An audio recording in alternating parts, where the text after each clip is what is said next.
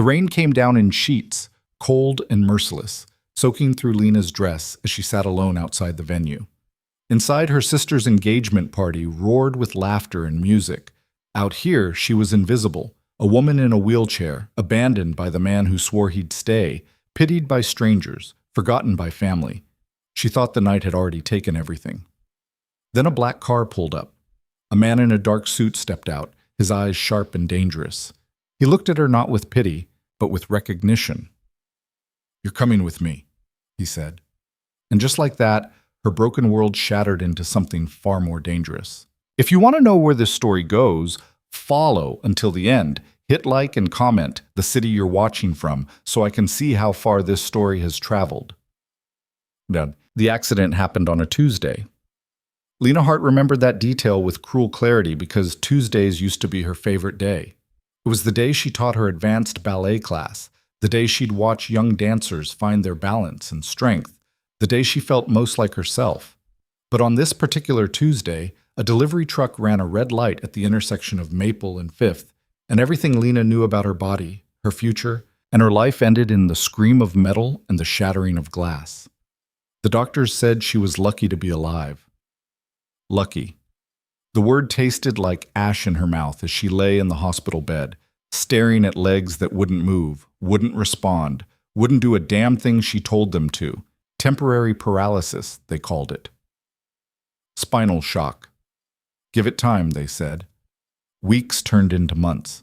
The optimism in their voices faded with each appointment. Her boyfriend, ex-boyfriend now, lasted exactly 6 weeks after she came home from the hospital. "This isn't what I signed up for, Lena," Derek had said, standing in the doorway of her apartment like he was afraid to get too close. "I need someone who can. We used to go hiking, dancing, traveling. Now you can't even get out," she'd told him, her voice flat and cold. She didn't cry until after he left. She didn't cry again after that either. What was the point? Her family tried, at first. Her mother brought casseroles and worried looks. Her father offered to pay for another specialist. Her younger sister, Emma, sent cheerful texts that felt like tiny knives, updates about her perfect life, her perfect fiancé, her perfect engagement party that was coming up in 3 months. Then 2 months. Then 2 weeks. "You'll come, won't you?" Emma had asked during one of her rare visits, perched on the edge of Lena's couch like a bright, nervous bird. "It would mean so much to have you there. You're my sister." Lena had wanted to say no. She'd wanted to tell Emma that the thought of sitting in a room full of happy couples, of watching everyone dance and celebrate while she sat trapped in her chair, sounded like a special kind of torture. But the hope in Emma's eyes, the desperate need for everything to be normal, had broken through Lena's defenses. "I'll be there," she'd said. She regretted it the moment she arrived. The venue was a restored mansion on the edge of the city, all soaring ceilings and crystal chandeliers. The kind of place that screamed old money and new love. The kind of place with 3 steps leading up to the entrance and no ramp in sight. "Oh my God, I'm so sorry," Emma had gasped when Lena arrived, her face flushing red. "I didn't even think—" Marcus, we need to get the portable ramp from the storage room." It took 20 minutes and 4 different people to get Lena inside.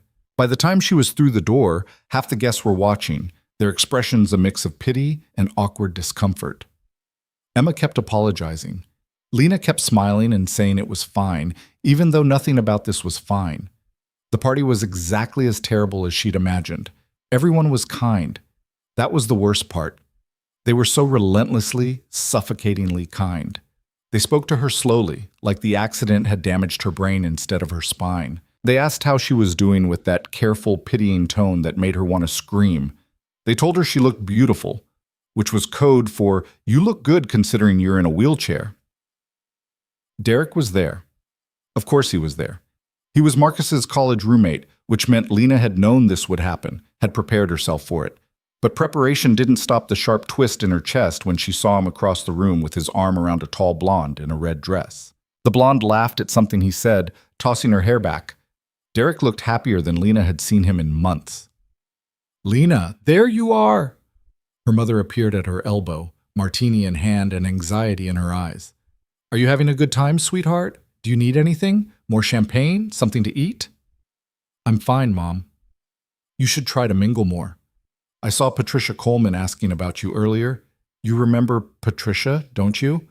Her son just started medical school. Mom, please. Her mother's mouth tightened. I'm just trying to help. I know, I'm sorry, I just need a minute. But there was no escape at a party like this. The mansion was beautiful and sprawling, but every room was packed with guests.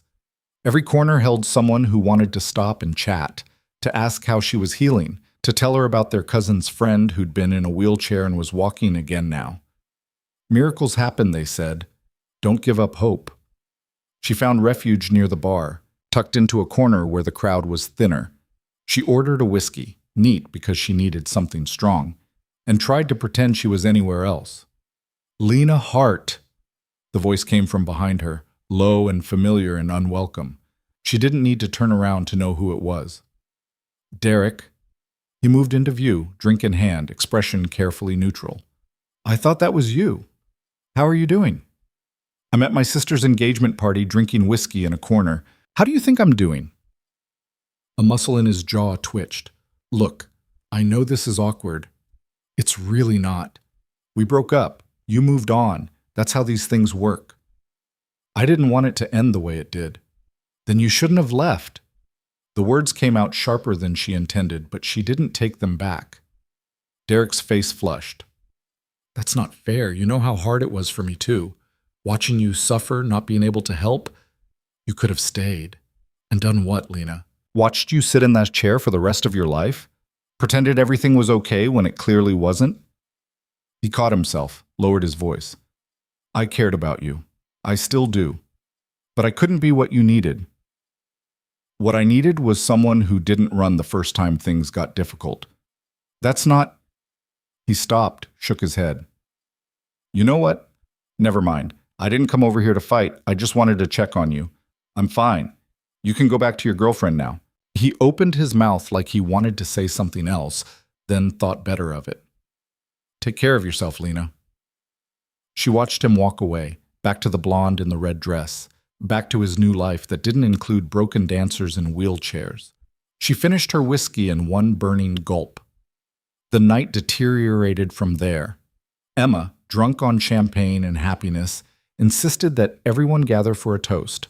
Lena found herself wheeled to the center of the room, surrounded by a sea of standing guests, the only one sitting down.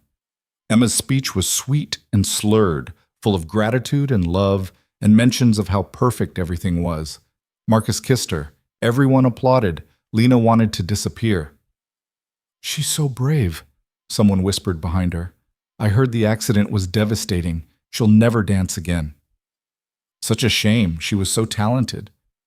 At least she made it here. That must have taken so much courage. Lena's hands tightened on the wheels of her chair. She didn't want to be brave. She didn't want to be inspiring. She didn't want to be a cautionary tale or a conversation piece. She just wanted to leave. She made it another hour, maybe less. Time had gone strange and syrupy, stretching out in painful increments. Finally, when she couldn't take another pitying glance or well-meaning comment, she wheeled herself toward the exit. Lena, where are you going? Emma caught her near the door, her face flushed and happy. I'm tired. I'm going to head out. Already? But we haven't even cut the cake yet. I know. I'm sorry. I need to go. Emma's expression crumpled. Is this about Derek? I saw you two talking. I told Marcus we shouldn't have invited him, but it's not about Derek. I'm just tired. Please don't go. You're my sister. I want you here. Lena looked at Emma, at her perfect makeup and perfect dress and perfect happiness, and felt something crack inside her chest. You want me here because it makes you feel good. It makes you feel like you're being supportive and inclusive. But the truth is, Emma, I don't belong here. Look at me. Look at all of them.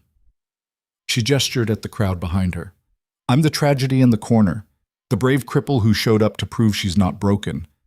Well, guess what? I am broken, and I'm tired of pretending otherwise. Lena, I love you. I'm happy for you, but I can't do this. She pushed through the doors before Emma could respond, before the tears burning in her eyes could spill over. The cool night air hit her face like a slap. It had started raining while she was inside, a cold, steady drizzle that soaked through her dress within seconds. The valet stand was empty. Of course it was. She'd told her mother she'd get a ride home with someone else, and now everyone was inside. And she was stuck out here in the rain with no way to get home and no dignity left to salvage. She wheeled herself away from the entrance, away from the light and music spilling out of the mansion, until she found a spot under a tree that offered minimal shelter. The rain came down harder. Her phone was dead. Her dress was ruined. She was cold and wet and completely, utterly alone. This was rock bottom, she thought. There was nowhere left to fall. Then headlights cut through the rain. A black car, sleek, expensive, dangerous, pulled up in front of the mansion. The engine purred like a predator. Lena watched, numb and detached, as the driver's door opened and a man stepped out. He was tall, dressed in a black suit that probably cost more than her rent. Dark hair, sharp features, the kind of face that looked like it had been carved from stone. He moved with the controlled grace of someone who was always aware of his surroundings, always calculating. His eyes swept the area and then stopped on her. Lena expected him to look away. Everyone always looked away. He didn't. Instead, he walked toward her through the rain, his footsteps deliberate and unhurried. He stopped a few feet away, studying her with an intensity that made her skin prickle. "You're wet," he said. His voice was low, rough-edged. "It's raining. You're sitting in a wheelchair in the rain outside a party. Why? That's really not your business." His mouth curved slightly, not quite a smile, but something close. "You're right. It's not." He paused, tilted his head. "But you look like someone who's had a bad night." "What gave it away?" "The way you're sitting out here like you want the rain to wash you away." Lena blinked, startled by the accuracy of the observation. "Who are you?" "Someone who knows what it looks like when a person doesn't want to be found." He glanced toward the mansion, where light and music continued to spill out into the darkness. "Are you here for the engagement party?" "Unfortunately." "Not a fan of celebrations?" "Not a fan of being the tragic centerpiece." Something flickered in his eyes. Recognition, maybe. Understanding. "I know the feeling." Before Lena could respond, the front doors of the mansion burst open. A group of men in suits emerged, their voices sharp and agitated. The man in front of her went very still. "Stay quiet," he said softly. "What?" "Stay. Quiet." The men were scanning the area, their movements quick and purposeful. One of them pointed toward the tree line. Another spoke into a phone. There was something wrong about them, something that made Lena's instincts scream danger. The man crouched down in front of her wheelchair, his eyes locked on hers. "I need you to trust me for the next 60 seconds. Can you do that?" "I don't even know you." "I know, but those men are looking for me. And if they find me, they'll find you. And if they find you with me, you become a problem they need to solve." His expression was calm, almost gentle. "I don't let innocent people become problems. So I'm going to get you out of here. Nod if you understand." Lena should have been terrified. She should have screamed for help. But something in his voice, in the steady certainty of his gaze, made her believe him. She nodded. "Good girl." He straightened, moved behind her chair, and started pushing her deeper into the shadows. The men were spreading out now, calling to each other. One of them was heading in their direction. The stranger's hand came down on her shoulder, a light touch, but firm enough to keep her still. They waited, hidden in the darkness, as the man passed within 10 feet of them. Lena held her breath, her heart hammered against her ribs. Finally, after what felt like an eternity, the men regrouped near the front entrance and headed inside. The stranger released her shoulder. "They'll be back. We need to move." "Move where?" "My car." "I'm not getting in a car with a stranger who's being hunted by—" "What, exactly?" "Who were those people?" "People you don't want to meet." He came around to face her again, and for the first time she saw something raw in his expression. Urgency. "I don't have time to explain, but if you stay here, there's a chance they'll come back and ask you questions. Questions about me, and when they don't like your answers, they'll hurt you. Is that clear enough?" Lena's mouth went dry. Why would they think I know anything about you? Because they saw my car pull up. Because you're the only person out here. Because they're paranoid and violent, and they don't need much of a reason. He held out his hand. Please, let me get you somewhere safe. Every rational part of Lena's brain was screaming at her to refuse, to wheel herself back inside, find Emma, call the police. But the rational parts of her brain had been drowned out by months of pain and isolation and desperation. And this man, this dangerous stranger, was looking at her like she mattered, like she was worth protecting. Maybe that was enough. Okay, she whispered. Relief flashed across his face. He moved behind her chair again and pushed her toward the black car. The rain was coming down harder now, turning the ground to mud. He opened the passenger door, then turned to her. I'm going to lift you. Is that all right? She nodded, too stunned to speak. He bent down, slid one arm under her knees and the other behind her back, and lifted her like she weighed nothing. For a moment, she was pressed against his chest, close enough to feel the steady beat of his heart, close enough to smell rain and expensive cologne. Then he was settling her into the passenger seat, adjusting her legs carefully, buckling her in. He folded the wheelchair with quick, efficient movements and put it in the trunk. Then he was in the driver's seat, starting the engine, pulling away from the mansion with controlled speed. Lena watched the lights fade in the rearview mirror. What just happened? I saved your life. That's not an answer. It's the only one I have right now. He glanced at her, his expression unreadable. What's your name? Lena. Lena Hart. Lena. He said it carefully, like he was testing the weight of it. I'm Damien Cross. The name meant nothing to her. She waited for him to elaborate. He didn't. They drove in silence for several minutes, the rain drumming against the windshield. Lena's mind was racing, trying to piece together what had just happened. Men in suits, a chase, danger. This was insane. She should demand that he take her home immediately, but she didn't. Where are we going? She asked instead. Somewhere safe. That's vague. It's intentional. Are you always this cryptic? Are you always this trusting of dangerous strangers? I'm not trusting you. I'm just too tired to fight. Damien's mouth quirked. Fair enough. They turned onto a highway, heading away from the city. The lights grew sparser. The rain continued to fall. Lena leaned her head against the window, watching the darkness blur past. Why were those men looking for you? She asked quietly. Because I'm not a good person, Lena. That's not an answer either. It's the most honest one I can give you. She turned to look at him. His profile was sharp in the dim light from the dashboard, all hard lines and shadows. Are you going to hurt me? No. How do I know that?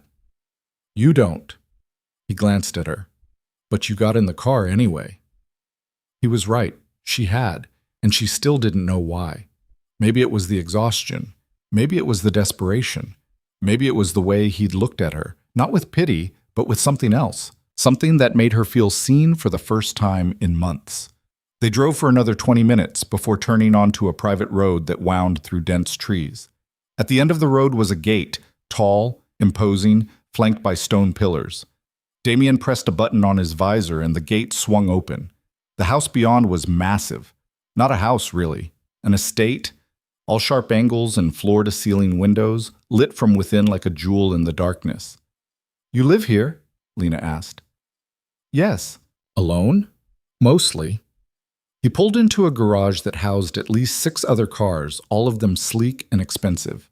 The door closed behind them with a quiet hum. Damien got out, retrieved her wheelchair from the trunk, and came around to help her. This time, when he lifted her, she didn't tense. She let herself lean into his strength, let him carry her weight. He set her in the chair with the same careful precision as before, then pushed her through a door that led into the house. The interior was stunning, minimalist and modern, all clean lines and muted colors, but it felt cold, empty, like no one actually lived here. Damien pushed her into a living room dominated by floor-to-ceiling windows that overlooked the dark forest beyond. He moved to a bar cart and poured 2 glasses of amber liquid. Whiskey, he said, handing her one. You looked like you needed it earlier. She took it, sipped, felt the burn slide down her throat. You were watching me. I was. Why? Because you looked like the only real person in that entire party. Lena didn't know what to say to that. She drank more whiskey and studied him as he stood by the windows, staring out at nothing. Are you going to tell me what's going on? She asked finally. Damien turned to face her. Those men work for people I've crossed, dangerous people. If they'd found me at that party, there would have been violence, bloodshed. Innocent people would have been hurt. He paused. Including you. Why would I be hurt? I have nothing to do with this. You do now. The words hung in the air between them, heavy with implication. What does that mean? Lena asked, her voice sharper now. It means they saw you. They saw me talking to you, and in my world, that's enough to make you a target. A target for what? For leverage, for information, for whatever they think might get to me. Lena's hands tightened on her glass. So you brought me here to protect me? Yes. Or to protect yourself. Damien's eyes flickered with something dark. Maybe both. She should have been angry, terrified. She was, a little, but underneath the fear was something else, a strange, reckless relief, because for the first time since the accident, someone needed her for something, even if that something was dangerous and probably insane. How long do I have to stay here, Jane? She asked. Until it's safe. And when will that be? I don't know. So I'm a prisoner. You're a guest who can't leave. Damien crossed the room and crouched in front of her chair, bringing himself to eye level. Up close, she could see the details she'd missed before. The faint scar above his left eyebrow, the silver flecks in his dark eyes, the weariness etched into the corners of his mouth. I'm sorry, he said quietly. I didn't plan for this. I didn't plan for you. But now that you're here, I'm going to keep you safe, whether you believe that or not. I don't know what to believe. Then believe this. No one is going to hurt you while you're under my protection. I promise you that. His voice was steady, absolute, and despite everything, the strangeness of the situation, the danger, the impossibility of it all, Lena believed him. Okay, she whispered. Damien stood, moved to the windows again. There are guest rooms upstairs. I'll have someone prepare one for you. Someone? I have staff. They're discreet. Of course you do. A ghost of a smile crossed his face. Get some rest, Lena. Tomorrow we'll figure out what comes next. But as Lena sat in that cold, beautiful room, whiskey in hand and rain streaking down the windows, she couldn't shake the feeling that what came next had already begun the moment Damien Cross looked at her in the rain and saw something worth saving. The woman who appeared in the doorway an hour later looked like she'd stepped out of a fashion magazine. Sleek black dress, hair pulled back in a perfect bun, expression carefully neutral. She introduced herself as Maya and explained that she managed the household staff. Mr. Cross asked me to show you to your room, Maya said, her tone polite but distant. I've prepared the East Wing guest suite. If you need anything, there's a phone by the bed. Lena followed as Maya pushed her wheelchair through hallways that felt more like a museum than a home. Everything was pristine, expensive, untouched. No family photos on the walls, no clutter, no warmth. The guest suite was larger than Lena's entire apartment. King-size bed, sitting area, bathroom with a walk-in shower that had been retrofitted with accessibility bars and a shower chair. Someone had thought ahead. Mr. Cross had these installed after you arrived, Maya said, noticing Lena's gaze. He wanted you to be comfortable. How thoughtful, Lena said, unable to keep the edge from her voice. Maya's expression didn't change. I've laid out some clothes for you. They should fit. Breakfast is at 8, but I can bring something to your room if you prefer. I'll come down. Very well. Good night, Miss Hart. After Maya left, Lena sat in the middle of that enormous room and felt the full weight of her situation settle over her. She was in a stranger's house, hidden from people who apparently wanted to hurt her, with no way to leave and no idea how long she'd be here. This was insane. All of it. She should call someone. Her mother. Emma. The police. But when she reached for her phone, she found it still dead in her purse. And when she looked around the room for a charger, she realized she didn't actually want to make those calls. What would she say? That she'd left Emma's party with a dangerous man who'd saved her from other dangerous men? That she was hiding in a mansion in the woods like some kind of fairy tale gone wrong? They'd think she'd lost her mind. Maybe she had. Lena transferred herself to the bed, a practiced movement that still required effort and left her breathless. She lay there staring at the ceiling, listening to the rain against the windows, and tried not to think about how the last time someone had carried her, it had been paramedics loading her into an ambulance. Damien had carried her differently, like she was fragile but not broken, like she mattered. She hated that she'd noticed.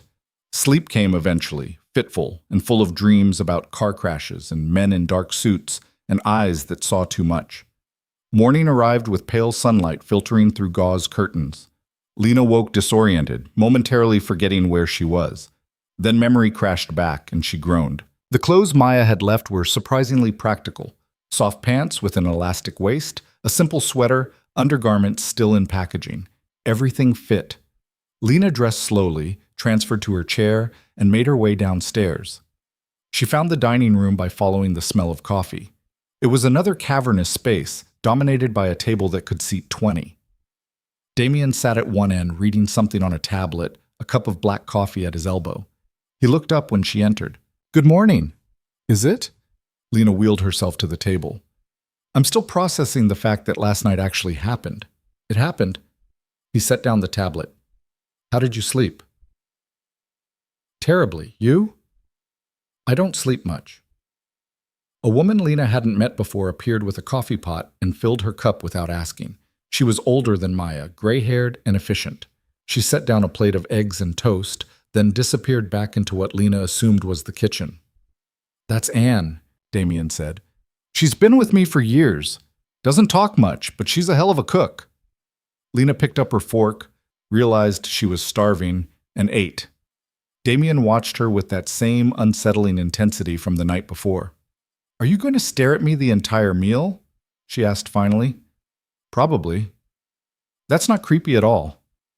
"I'm trying to figure you out." "There's nothing to figure out.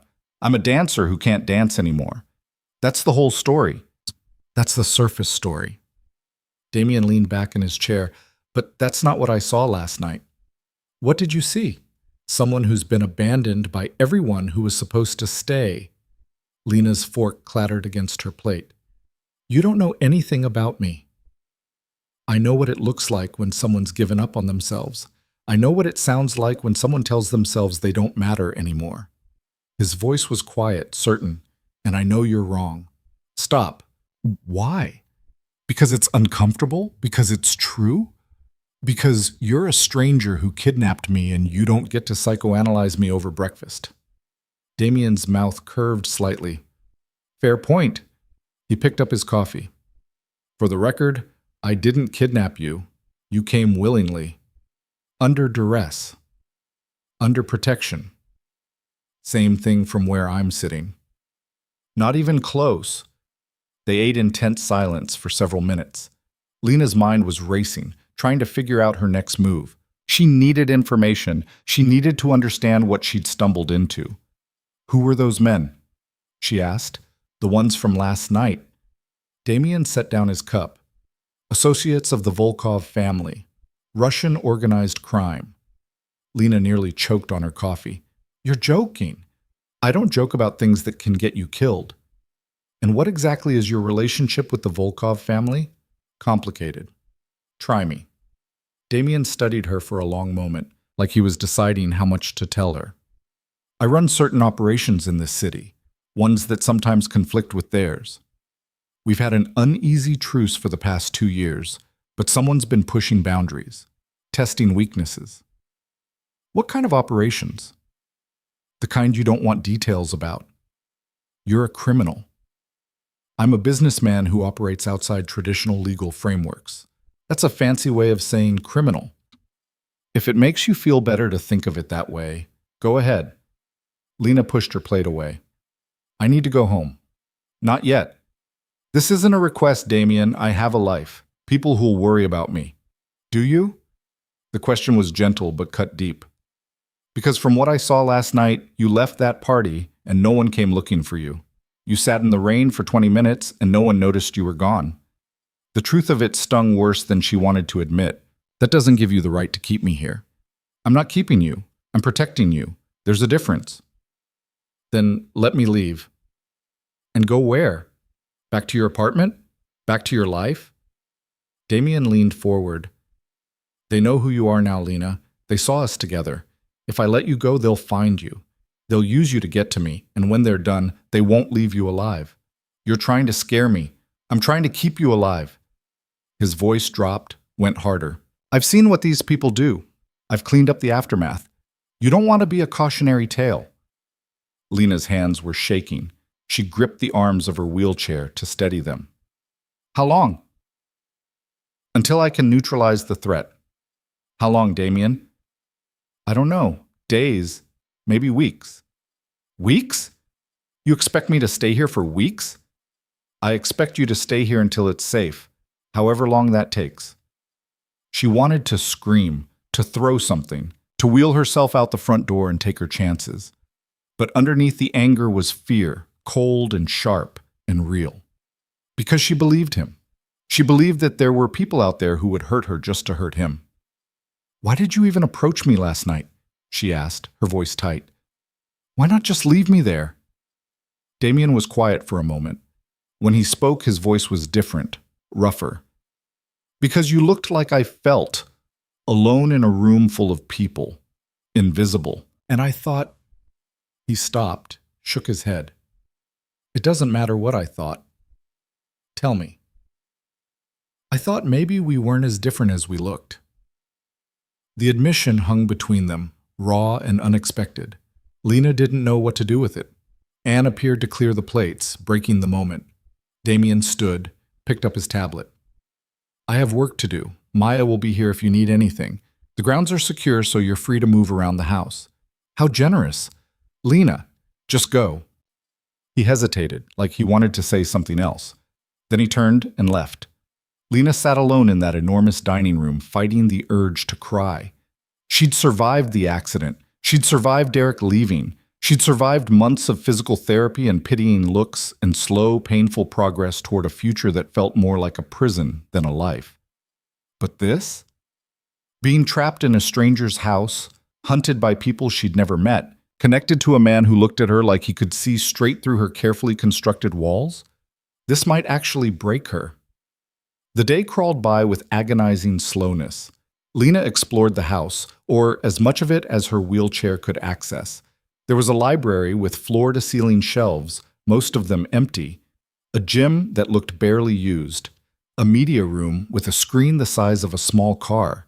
Everything was beautiful and expensive and hollow. She found Maya in what appeared to be a home office, working on a laptop. Is there somewhere I can charge my phone? Lena asked. Maya looked up, her expression carefully blank. Mr. Cross asked me to hold on to it for now. Excuse me? For your safety. Phones can be tracked. He took my phone? He's keeping it secure. Lena's jaw clenched. I want it back. You'll need to discuss that with Mr. Cross. Where is he? In a meeting. He'll be available this evening. Lena wanted to argue, to demand, to make Maya understand that this was insane. But Maya's expression made it clear the conversation was over. She spent the afternoon in the library, pulling random books off shelves and trying to read. But the words blurred together. Her mind kept drifting back to Damien's words at breakfast. You look like I felt. Alone in a room full of people. What kind of life did someone like him live? Surrounded by luxury and staff and security, but still alone, still invisible in his own way. She hated that she was curious about him. Evening came with the soft chime of a clock somewhere in the house. Lena made her way back to the dining room, expecting another silent meal. Instead, she found Damien at the stove, cooking. You cook? She asked from the doorway. He glanced over his shoulder. When Anne has the night off, yes. Hope you like pasta. I thought crime lords had people for that. Crime lord is a bit dramatic. He stirred something in a pan. And sometimes I like doing things myself. Keeps me human. Lena wheeled closer, watching him work. He moved with the same controlled precision he did everything else. Efficient, focused, no wasted motion. Where's your staff? I gave them the evening off. Thought you might appreciate some privacy. Or you didn't want witnesses. To what? My mediocre cooking skills? Despite herself, Lena almost smiled. Maya took my phone. I know. On your orders. Yes. That's not okay, Damien. He turned to face her, wooden spoon in hand. You're right. It's not. But it's necessary. Says who? Says the man who's dealt with enough kidnappings to know that phones are the first thing they use to track people. He set down the spoon. I'm not trying to control you, Lena. I'm trying to keep you alive. By taking away my ability to contact anyone? By eliminating the easiest way for them to find you. He paused. But if it makes you feel better, I'll get you a secure phone tomorrow, one that can't be traced. It was a compromise. A small one, but more than she'd expected. Okay. Okay. Don't make me repeat it.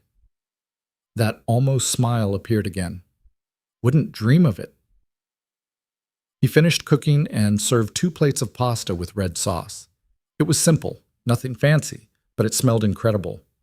They ate at the kitchen island instead of the formal dining room, and somehow that made everything feel less strange. Tell me something about you, Damien said after a few minutes of silence. Why? Because if we're going to be stuck together for a while, we might as well know each other. We don't have to do this. You're not my friend. No, he agreed, but I'm the only person you've got right now, so humor me. Lena twirled pasta around her fork, considering. I used to dance, ballet. It was the only thing I was ever really good at. Used to? The accident took that away, along with everything else. What would you be doing right now, if the accident hadn't happened? Teaching my evening class? Or rehearsing for a performance? Maybe getting drinks with friends after? She set down her fork. Living a life that actually meant something. Your life means something now. Does it? I can't work. I can barely take care of myself. I spend most days alone in my apartment, watching TV and pretending I'm not waiting for my legs to magically start working again. She met his eyes. That's not a life. That's existing. Existing is underrated. Damien's voice had gone quiet. A lot of people don't even get that. Is that supposed to make me feel better? It's supposed to remind you that you're still here, still breathing, still capable of more than you think. You don't know what I'm capable of. No, but I'd like to find out. There was something in his voice that made Lena's chest tighten. She looked away, focused on her plate. Your turn. Tell me something about you. Like what? Anything. Where you're from, how you ended up running a criminal empire, why you live in a house that feels like a mausoleum. Damien was quiet for a long moment. I grew up in foster care, bounced around between families who saw me as a paycheck or a problem. The only thing I learned was that you can't trust anyone to stay, so I stopped expecting them to. That's bleak. It's honest. He picked up his wine glass, studied it. I built this life from nothing, every inch of it. And yeah, it's cold and empty, but it's mine. No one can take it away. Except yourself. He looked at her sharply. What's that supposed to mean? You've built this fortress, but you're the only prisoner. Lena gestured at the massive, empty house around them. What's the point of having all this if you're alone in it? I'm not alone. I have staff, associates. That's not the same as having people. And you're an expert on having people? The jab landed. Lena flinched. No, I'm an expert on losing them. Damien set down his glass, his expression shifting to something that looked almost like regret. I'm sorry, that was true? Lena finished. Yeah, it was. They finished eating in uncomfortable silence. Damien cleared the plates while Lena sat at the island, feeling the weight of the day pressing down on her. She was tired. So tired. Not just from lack of sleep, but from the constant effort of keeping herself together. Come on, Damien said, moving behind her chair. There's something I want to show you. Where? You'll see. He pushed her through the house, down a hallway she hadn't explored yet. At the end was a door that opened onto a covered patio. Beyond that was a pool, lit from below, the water glowing blue in the darkness. I had Maya set this up earlier, Damien said. The pool has a lift. Thought you might want to swim. Lena stared at the water, her throat tight. I haven't swum since the accident. Why not? Because I can't walk to the edge and dive in. Because I need help getting into the water. Because it's just another reminder of everything I've lost. She turned to look up at him. Why would you think I'd want to do this? Because you told me dancing was the only thing you were good at, and I thought maybe being in the water might feel a little like that, like moving without gravity, like being free. Well, the words hit harder than they should have. Lena looked back at the pool, at the lift waiting by the edge, at the still, perfect water. I don't have a swimsuit. Maya put one in your room, in the top drawer of the dresser. Of course she had. You think of everything, don't you? I try. Lena wheeled herself to the edge of the pool, staring down into the glowing water. Part of her wanted to refuse out of pure stubbornness, but another part, the part that remembered what it felt like to move, to feel strong, to trust her body, that part was desperate to get in. Turn around, she said quietly. What? If I'm doing this, you need to turn around while I change. Damien's mouth curved into something almost like a real smile. Yes, ma'am. He turned his back. Lena wheeled herself to the bathroom attached to the patio and found the swimsuit exactly where he'd said it would be, a simple one-piece, dark blue, athletic. She changed quickly, trying not to think about how vulnerable this made her feel. When she came back out, Damien was still facing away, his hands in his pockets. Ready? As I'll ever be. He turned, and something flickered in his expression when he saw her. But he didn't say anything. He just moved to the lift, operated the controls, and helped her position herself in the seat. The machinery lowered her slowly into the water. The shock of it, the cool slide against her skin, the way it held her weight, made her gasp. Then she was in, and Damien was releasing the harness, and she was floating. For the first time in months, Lena felt weightless. She pushed off from the wall, using her arms to pull herself through the water. Her legs trailed behind her, useless but not heavy. Not anchors, just part of her body, suspended in this beautiful, forgiving space. Damien sat at the edge of the pool, watching. How does it feel? Like I can breathe again, Lena said, and was horrified to realize she was crying. She swam laps, or her version of them, anyway. She wasn't fast. Her arms burned after the first few lengths, but she kept going, pushing herself, feeling the old muscle memory wake up. This wasn't dancing, but it was close. It was movement. It was freedom. When she finally stopped, exhausted, she found Damien had rolled up his pants and was sitting on the edge with his feet in the water. Thank you, she said quietly. For what? For this. For seeing what I needed before I knew I needed it. You're welcome. They sat in comfortable silence for a while, Lena floating on her back and staring up at the stars. The sky was clear, the night cool, but not cold. She felt more at peace than she had in months. Can I ask you something? She said eventually. Always. Why do you care? About me, I mean. You don't know me. I'm just someone who got caught in the wrong place at the wrong time. So why go to all this trouble? Damien was quiet for so long she thought he might not answer. When he finally spoke, his voice was low and rough. Because when I looked at you in that rain, I saw someone who'd been left behind by everyone who was supposed to matter. And I know what that feels like. I know what it does to you. He paused, and I thought maybe I could be the one person who didn't walk away. Lena's chest ached. You don't owe me anything. I know. Then why? Because maybe I'm tired of being alone too. The admission hung in the air between them, raw and honest. Lena pushed herself to the edge of the pool, close enough to see his face clearly. He looked different in this light, younger somehow, less guarded. We're a mess, aren't we? She said softly. Yeah, we really are. But for the first time since the accident, Lena didn't feel broken. She felt like maybe, just maybe, she could be put back together. And the man sitting beside her, dangerous and damaged and somehow kind, felt like someone who might understand how to do it, even if neither of them had any idea what came next. The next 3 days fell into an uneasy rhythm.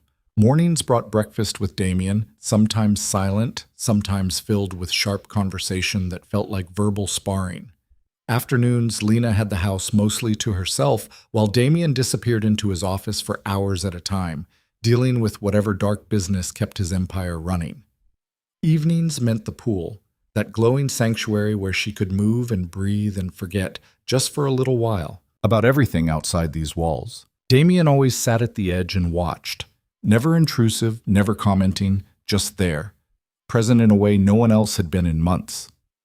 On the fourth morning, Lena woke to raised voices downstairs. Male voices, angry and sharp. She dressed quickly and wheeled herself toward the sound, her pulse picking up speed. The voices were coming from Damien's office. The door was partially open. She stopped just outside, listening. "Don't care what Victor wants," Damien was saying, his voice hard and cold. "He doesn't make demands. Not in my territory." "He's not asking, Damien." The other voice was unfamiliar, rough with an accent she couldn't place. "He's telling you. The girl goes back to her life, or this gets messy." "It's already messy. He made it messy when he sent his dogs to Emma Hartley's engagement party. You made it messy when you took her. I saved her. There's a difference. Not to Victor." There was a pause. When Damien spoke again, his voice had dropped to something dangerous. "Tell Victor that Lena Hart is under my protection. Anyone who touches her answers to me. And remind him what happened to the last people who tested me." "You're starting a war over some crippled dancer? That's your play?" The casual cruelty of the words made Lena flinch, but before she could process it, Damien's voice cut through like a blade. "Call her that again, and they'll need dental records to identify you." Silence. Then footsteps heading toward the door. Lena barely had time to wheel herself back before a stocky man in an expensive suit emerged, his face flushed with anger. He looked at her, his lip curling, then walked past without a word. Damien appeared in the doorway seconds later. His expression was controlled, but she could see the tension in his shoulders, the tightness around his eyes. "How much did you hear?" he asked quietly. "Enough." Lena wheeled closer. "Who was that?" "A messenger from the Volkov family. They want me. They want to use you. It's not the same thing. And you told them no." "I told them to go to hell." Damien ran a hand through his hair, a rare break in his composure. "This is escalating faster than I expected." "What does that mean?" "It means Viktor Volkov is pushing harder than he should be, which means something else is going on, something I'm missing." Lena's hands tightened on her wheelchair. "Let me go." Damien's eyes snapped to hers. "What? You heard me? Let me go. Give them what they want and end this before it gets worse." "Absolutely not." "Damien, this is insane. You're starting a war over someone you barely know. I know enough." He crossed the space between them in 2 strides, crouching down so they were eye level. "I know you deserve better than being used as a pawn. I know you've been abandoned enough for one lifetime.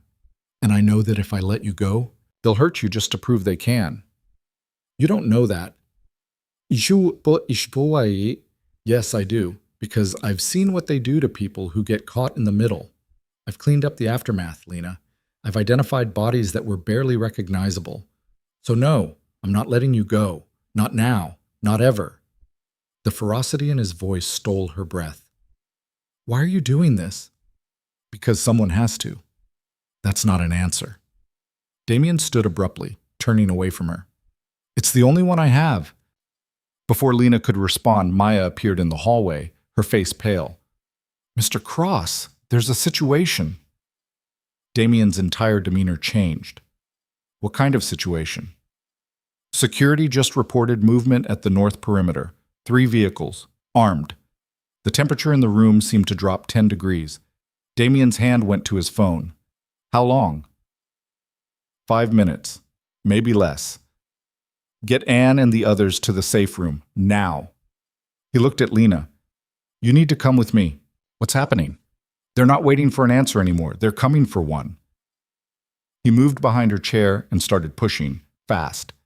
Maya was already running toward the kitchen. They passed Anne in the hallway, the older woman's expression grim but calm as she headed in the opposite direction. Damien navigated them through the house with practiced efficiency, down a corridor Lena hadn't seen before. At the end was a door that looked like solid wood, but opened to reveal a steel security entrance. He pressed his palm to a scanner, and the door slid open. Beyond was a room that looked like something out of a military bunker. Reinforced walls, monitors showing security camera feeds, a table covered in what Lena realized with a cold jolt were weapons. "This is the safe room," Damien said, wheeling her inside. "You stay here no matter what happens. The door only opens from the inside once it's sealed. There's food, water, medical supplies. If something happens to me, don't." Lena grabbed his wrist. "Don't talk like that. If something happens to me," he continued, his voice steady, "there's a phone in that drawer. It has one number programmed. Press it and someone will come get you. Someone I trust." "Damien, promise me, Lena." She wanted to argue, to tell him this was crazy, that there had to be another way, but the look in his eyes stopped her. "I promise." "Good." He started to pull away, but she held on. "What are you going to do?" "What I always do. Handle it." "That's not reassuring." His mouth quirked despite everything. "I'm not good at reassuring." He covered her hand with his, just for a moment. "But I'm very good at this. Trust me." Then he was gone, the steel door sliding shut behind him with a finality that made Lena's chest ache. She sat in that cold, secure room, staring at the monitors. She could see the front gate, the driveway, different angles of the house. And there, on the north perimeter camera, 3 black SUVs rolling to a stop. Men poured out. 8, maybe 10, all armed, all moving with military precision toward the house. On another monitor, she watched Damien emerge from a side entrance. He wasn't alone. 4 men flanked him, all carrying weapons. Security she hadn't known existed. One of the men from the SUVs stepped forward. Even through the grainy camera feed, Lena could see he was older, gray-haired, with the bearing of someone used to being obeyed. The audio was muffled, but she could make out fragments of conversation. "Unreasonable, Cross. All this for a girl?" Damien's response was too quiet to hear, but his body language was clear. He wasn't backing down. The older man gestured sharply. 2 of his men moved forward. Damien's security raised their weapons. "No," Lena whispered, her hands pressed against the monitor. "Don't do this." For a moment, everything froze. 10 men with guns, all pointed at each other, all waiting for someone to make the first move. Then the older man laughed. The sound was wrong, too casual, too amused for a standoff. He said something else, gestured again, and his men lowered their weapons. Damien didn't lower his. The conversation continued for several more minutes. Lena watched, her heart hammering, unable to hear what was being said. Finally, the older man turned and walked back to his vehicle. His men followed. The SUVs pulled away, disappearing down the private road. Damien stood there for a long moment, watching them go. Then he turned and headed back to the house. 5 minutes later, the safe room door slid open. Damien stepped inside, and Lena could see the tension still riding his shoulders. "What happened?" she asked. "Negotiation." That looked like more than negotiation. It was a threat dressed up as negotiation. He moved to the table, started unloading a weapon Lena tried not to look at too closely. Victor made his position clear. He wants you. He's willing to offer a trade. A trade for what? Territory, business interests. Things that matter more to him than they should. Damien set down the weapon with more force than necessary. "He thinks you're my weakness. He thinks if he pushes hard enough, I'll break."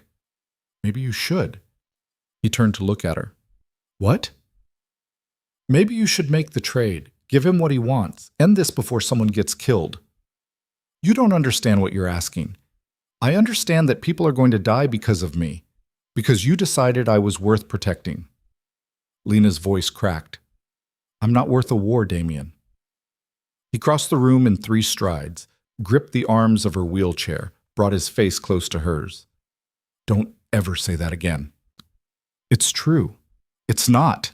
You want to know why Victor is pushing so hard? Why he's willing to risk everything for one person?" His eyes blazed. "Because he knows that if I back down on this, I'll back down on anything. Because you're not just some random woman to him. You're a test. And if I fail it, I lose everything I've built. So this is about your reputation." "No. This is about not letting bastards like Viktor Volkov decide who matters and who doesn't." He released the wheelchair, stepped back. You think you're not worth fighting for. I think you're the only thing worth fighting for. The words hung between them, raw and impossible. Lena couldn't breathe, couldn't think, couldn't do anything but stare at this dangerous man who kept saying things that made her walls crumble. You don't mean that, she whispered. I mean every word. Before she could respond, his phone buzzed. He pulled it out, his expression darkening as he read the message. What is it? Problem. He typed something quickly. Victor's people just hit one of my warehouses. Small crew, minimal damage, but it's a message. What kind of message? The kind that says this isn't over. He looked at her, and for the first time she saw something like fear in his eyes. I need to handle this, but I need to know you're safe first. I'll stay in the safe room. No, that's not good enough anymore. He made a decision. She could see it happen. I'm moving you. Moving me where? Somewhere even Victor can't reach. A place outside the city. It's more secure, more isolated. You'll be safe there while I deal with this. Damien, this isn't a discussion, Lena. Pack whatever you need. We leave in an hour. He was gone before she could argue, leaving her alone in the safe room with monitors showing an empty driveway and the ghost of his words echoing in her head. You're the only thing worth fighting for. The hour passed in a blur. Maya appeared with a bag already packed, her expression tight but professional. She helped Lena back to the main house, where Damien was waiting by a different car, something dark and armored that looked like it could survive a war. Where are the others? Lena asked. Anne? Your security? Staying here, making it look like nothing's changed. Damien loaded her wheelchair into the trunk. We're going dark for a few days, no staff, no backup, just us. That sounds dangerous. It's safer than the alternative. He helped her into the passenger seat with the same careful attention he always used, then got behind the wheel. They pulled out of the garage as the sun was setting, painting the sky in shades of orange and red that looked too much like fire. They drove for hours. Damien didn't tell her where they were going, and Lena didn't ask. She watched the landscape change from suburbs to farmland to dense forest. The roads got narrower, less maintained. Civilization fell away until there was nothing but trees and darkness and the steady hum of the engine. Tell me something, Damien said eventually, breaking the silence. Like what? Anything. I need to hear your voice right now. The admission was so unguarded it made her chest ache. What do you want to know? What made you fall in love with dancing?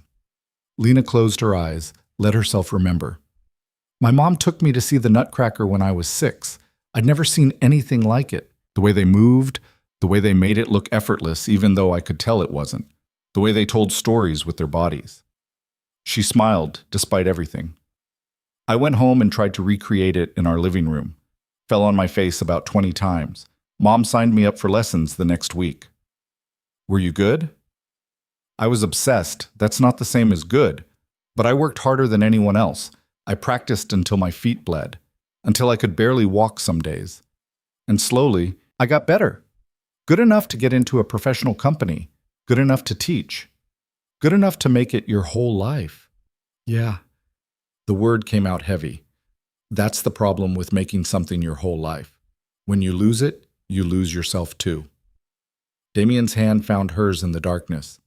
You haven't lost yourself. You've just lost the container you were keeping yourself in. There's a difference. That sounds like something you read in a fortune cookie. It sounds like something I learned the hard way. His thumb traced circles on her palm.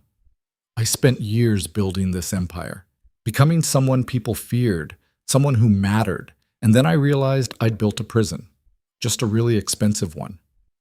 So why don't you leave? Because I don't know who I am without it, same as you don't know who you are without dancing. His words struck too close to home. Lena looked down at their joined hands. We're both pretty broken, aren't we? Yeah, but maybe broken pieces can fit together in new ways. Before she could process that, headlights appeared in the rear-view mirror. Damien's entire body went tense. He checked the mirror, checked again, then pressed down on the accelerator. What's wrong? Lena asked. We're being followed. She twisted to look behind them. 2 sets of headlights, getting closer. Are you sure? I've been watching them for the last 10 miles. They're matching our speed, keeping their distance. That's not a coincidence. What do we do? Hold on. He took a sharp turn onto an even narrower road, the car fishtailing slightly before he corrected. The headlights followed. Damien cursed under his breath and pushed the car faster. The forest blurred past. Lena gripped the door handle, her heart racing. The headlights behind them were gaining ground. "There's a turnoff coming up," Damien said, his voice tight with focus. "When I take it, I need you to get down, as low as you can go." "Damien, do it, Lena, please." She unbuckled, awkwardly maneuvered herself down into the footwell. It was cramped and uncomfortable, but she managed it. Above her, she heard Damien take a sharp breath. Then he cut the wheel hard. The car went off the paved road onto what felt like gravel, then dirt. Trees scraped against the sides. Lena braced herself, trying not to think about what would happen if they crashed, if her body broke again in ways that couldn't be fixed. The car jerked to a stop. Damien killed the engine, killed the lights. Darkness swallowed them whole. "Stay down," he whispered. "Don't move. Don't make a sound." Lena held her breath. She could hear her own heartbeat, loud and frantic. Could hear Damien's breathing, controlled but fast. Could hear, in the distance, the sound of engines. The pursuing cars passed on the main road. She counted 1, 2 vehicles. They didn't slow down, didn't stop. Just kept going, their taillights fading into the night. Silence settled, thick and tense. After what felt like hours, but was probably only minutes, Damien exhaled. "They're gone." "Are you sure?" "No, but we can't stay here." He restarted the engine but kept the lights off. "I'm going to navigate by moonlight for a bit. Stay down until I tell you it's safe." They drove slowly, carefully, through what felt like pure wilderness. Lena stayed curled in the footwell, every bump and turn reminding her of the fragility of her body, her situation, her life.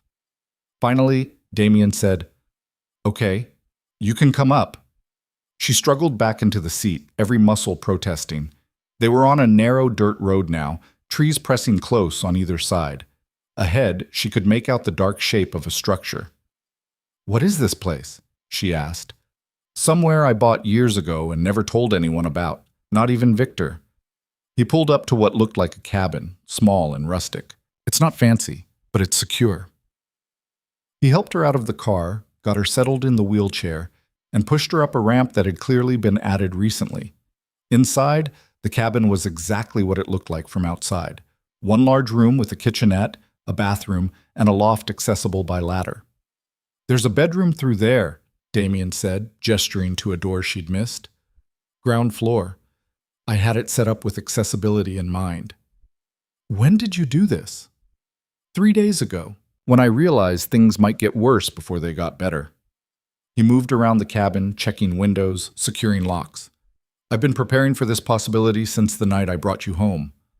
Lena watched him move, watched the way his shoulders carried tension he refused to acknowledge. "You knew this would happen. I knew Victor would push. I just didn't know how hard." He finished his security check and turned to face her. "I'm sorry for all of this, for putting you in danger, for..." "Stop apologizing and come here." He crossed to her slowly, like he wasn't sure what she wanted. Lena reached up, took his hand, and pulled him down until he was kneeling in front of her chair. "You saved my life," she said quietly. "Multiple times now. You've given me a place to stay, food to eat, a pool to swim in. You've seen me at my worst and you haven't run." Her voice cracked. "Everyone else ran. Derek, my friends, even my family in their own way. But you stayed, so stop apologizing for the danger. I'd rather be in danger with you than safe and alone."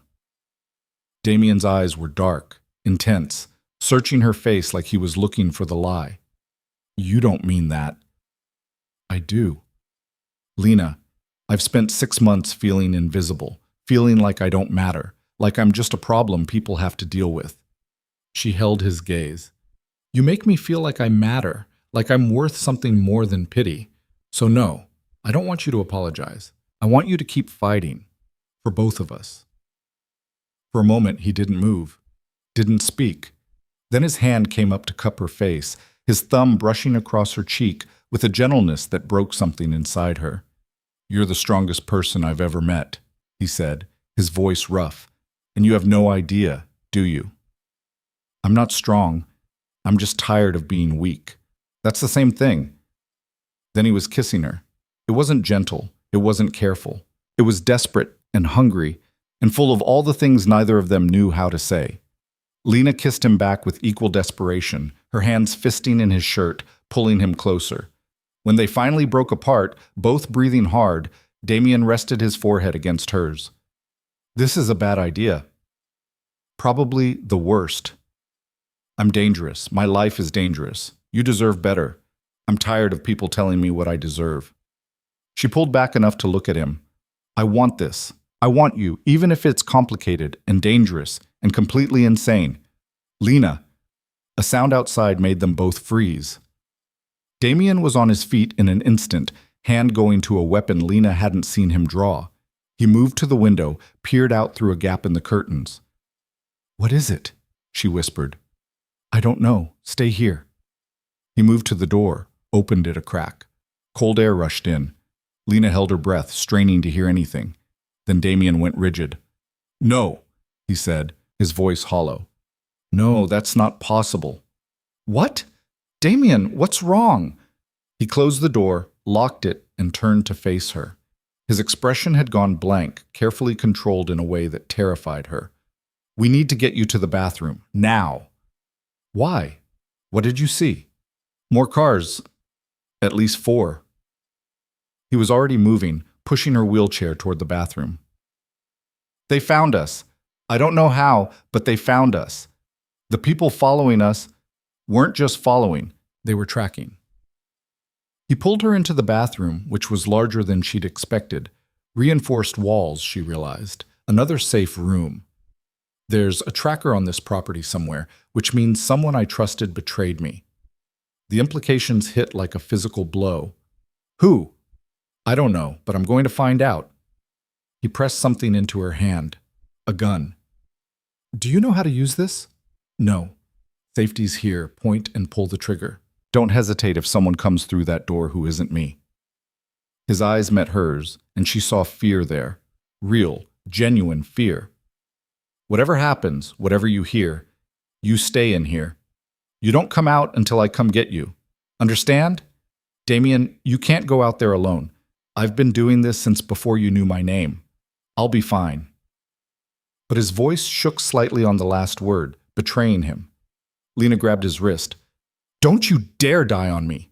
Something flickered in his expression. Surprise, maybe. Or something deeper. I'll do my best. He kissed her forehead, quick and hard. Locked the door behind me. Then he was gone, and Lena was alone in a bathroom that felt like a tomb, holding a gun she didn't know how to use, listening to the sound of footsteps surrounding the cabin like wolves closing in for the kill. The lock clicked into place with a sound that felt too final. Lena sat in the darkness of the reinforced bathroom, the gun heavy and foreign in her lap, and tried to control her breathing. Panic wouldn't help. Panic would only make things worse. Outside, she could hear voices. Men shouting orders, footsteps crunching on gravel. And somewhere in the middle of it all, Damien's voice, calm and cold. You're trespassing on private property. Leave now and we'll call this a misunderstanding. A laugh. Deep, rough, unmistakably hostile. Still playing games, Cross? We tracked you here. We know the girl's inside. Make this easy on yourself. Nothing about this is easy. Then we do it the hard way. Gunfire erupted. Lena flinched, her hands flying to her ears. The sound was deafening even through the reinforced walls. Glass shattered, wood splintered, men shouted, and underneath it all the steady rhythm of Damien returning fire. She pressed herself against the wall, trying to make herself small, trying not to imagine what was happening out there. The gun in her lap felt like a joke. What was she supposed to do with it? She could barely hold it steady, let alone aim. The firefight lasted less than a minute but felt like an eternity. Then, sudden silence. Lena held her breath, straining to hear. Footsteps. Someone moving through the cabin. Coming closer. Her finger found the safety on the gun, clicked it off the way Damien had shown her. She raised the weapon with shaking hands, aimed it at the door. The handle turned. Lena, it's me. Don't shoot. Damien's voice. She nearly sobbed with relief. "Are you okay?" "Open the door." She unlocked it, and he stumbled inside. Blood stained his shirt. Too much blood. His face was pale, his movements careful in a way that screamed pain. "Oh my God," Lena breathed. "You're hurt." "I'm fine, just a graze." But the way he leaned against the wall said otherwise. "We need to move. Now. There'll be more." "You're bleeding." I said I'm fine. His voice came out sharper than he probably intended. He took a breath, softened. "I need you to trust me. Can you do that?" She nodded, set the gun aside. Damien pulled her wheelchair through the doorway, and Lena's breath caught at the destruction outside. The cabin's front window was blown out. Bullet holes punctured the walls. 3 bodies lay motionless on the floor. She tried not to look at them. Failed. "They're dead?" Her voice came out smaller than she wanted. "Yes." Damien didn't apologize for it, didn't offer comfort. He just wheeled her past the carnage to the door. "The car's still functional. We have maybe 10 minutes before reinforcements arrive." He got her into the passenger seat, threw the wheelchair in the trunk, and slid behind the wheel. His movements were getting slower. The blood on his shirt was spreading. "Damien, you need a hospital. Hospital means questions. Questions mean police. Police mean Victor finds out exactly where we are." He started the engine. "I've got a first aid kit. I'll patch myself up once we're somewhere safe." "Where is safe anymore?" "I'm working on that." They drove into the forest, no headlights. Damien navigating by moonlight and what looked like pure instinct. Lena watched him in the dim glow of the dashboard. His jaw was clenched, his breathing shallow. Every bump in the road made him wince. "Talk to me," she said. "Keep yourself conscious." "I'm conscious." "Then tell me how they found us. You said someone betrayed you." His hands tightened on the wheel. "The only people who knew about that cabin were me and the contractor who did the accessibility modifications. I paid him well to keep quiet, apparently not well enough. Or someone else found out. Or that." He took a turn too fast, corrected. "Doesn't matter now. What matters is getting you somewhere they can't reach." "What about you?" "I'll figure it out." "That's not an answer. It's the only one I have right now." He glanced at her, and even in the darkness she could see the exhaustion in his eyes. "I'm sorry for all of this. You didn't ask for any of it. Neither did you. I chose this life. You just got caught in the crossfire." Lena reached over, placed her hand on his arm. "Stop acting like you regret protecting me, because I don't regret it, not for a second." He was quiet for a long moment. When he spoke, his voice was rough. "You should." They drove for another 30 minutes before Damien pulled off onto what barely qualified as a road. At the end was a small motel, the kind that had seen better decades. Half the neon sign was burned out. Only 3 cars sat in the parking lot. "We're staying here?" Lena asked. "Just for a few hours, while I figure out our next move." He parked in the shadows, away from the office. "Wait here." He disappeared inside the motel office, returning 5 minutes later with a key. He drove to a room at the far end of the building, backed in so the car faced the exit. Paranoia or preparation, Lena wasn't sure anymore. The room was exactly as depressing as she'd expected. Faded wallpaper, sagging bed, smell of old cigarettes and industrial cleaner. But it had a ground floor entrance and a bathroom, which was more than some places. Damien helped her inside, then immediately locked the door, drew the curtains, and wedged a chair under the handle. Only then did he allow himself to lean against the wall, his face going gray. "First aid kit," Lena said. "Where is it?" "In the car, but I can—" "Sit down before you fall down." He looked like he wanted to argue. Instead, he lowered himself onto the edge of the bed with a grimace.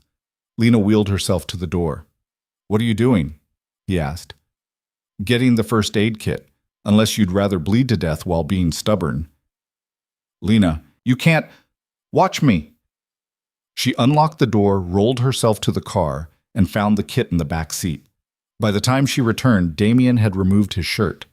The wound was high on his left side, an angry gash that was still bleeding sluggishly. "You said it was a graze," Lena said, her voice tight. "It is. That's not a graze, that's a— I don't know what that is, but it's bad. I've had worse." He took the kit from her, opened it. His hands were shaking slightly. Lena rolled closer. Let me. You don't have to. Damien, let me help you. Their eyes met. Something passed between them. Trust, maybe. Or just exhaustion. He handed her the antiseptic and gauze. Lena had never done this before. Had never cleaned a bullet wound. Never held someone's life in her hands quite this literally. But she remembered watching medical shows. Remembered basic first aid from the ballet company's safety training. She worked carefully, methodically, trying not to think about the fact that this was Damien's blood on her hands, Damien's pain making him bite back groans. You're good at this, he said through clenched teeth. I'm improvising and praying I don't kill you. That's most of life, honestly. Despite everything, she almost smiled. She finished cleaning the wound, applied pressure to stop the bleeding. His skin was warm under her hands, his heartbeat strong and steady. Alive. He was alive. It needs stitches, she said quietly. I know. I'll do them in a minute. You're going to stitch yourself up? Not the first time. The casual way he said it made her chest ache. What kind of life had he lived where stitching his own wounds was routine? She watched as he threaded a needle with steady hands, then started suturing the wound with a competence that spoke of too much practice. Where did you learn to do that? She asked.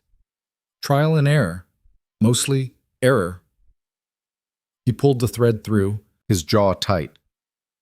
When I was younger, hospitals meant questions. Questions meant social services. Social services meant getting sent back to foster homes that didn't want me. So I learned to take care of myself. Damien, that's horrible. It's life, at least it was mine. He finished the last stitch, cut the thread. Could you hand me that bandage? She helped him dress the wound, her hands gentler than they needed to be. When she was done, he caught her wrist. Thank you, he said softly. You don't have to thank me. Yes, I do. You didn't have to help. You could have let me suffer through it alone. His thumb traced circles on her wrist. Everyone else would have. I'm not everyone else. No, you're really not. He was looking at her with that intensity again, the one that made her feel seen and vulnerable and terrified all at once. Lena pulled her hand back, needing distance, needing to think. What happens now? She asked. Damien reached for his phone, winced at the movement. Now I make some calls, find out who betrayed me, figure out where we go next. And if you can't, then we keep running until I can. That's not a plan. It's the best I've got. He stood carefully, moved to the window, peered through a gap in the curtains. Victor's getting desperate. That attack at the cabin, that wasn't just about finding you. That was about sending a message, about proving he could get to me anywhere.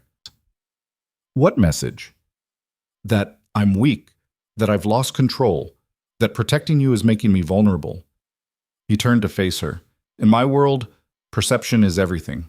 If people think I'm weak, I become weak. Challenges come from everywhere. Alliances crumble. Everything I've built falls apart. Then let me go. No, Damien. I said no. His voice was hard, final. I'm not negotiating this, not with you, not with Victor, not with anyone.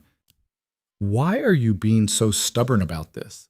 Because giving you up would be the smart play, the strategic play, the play everyone expects me to make. He crossed to her, knelt down so they were eye level.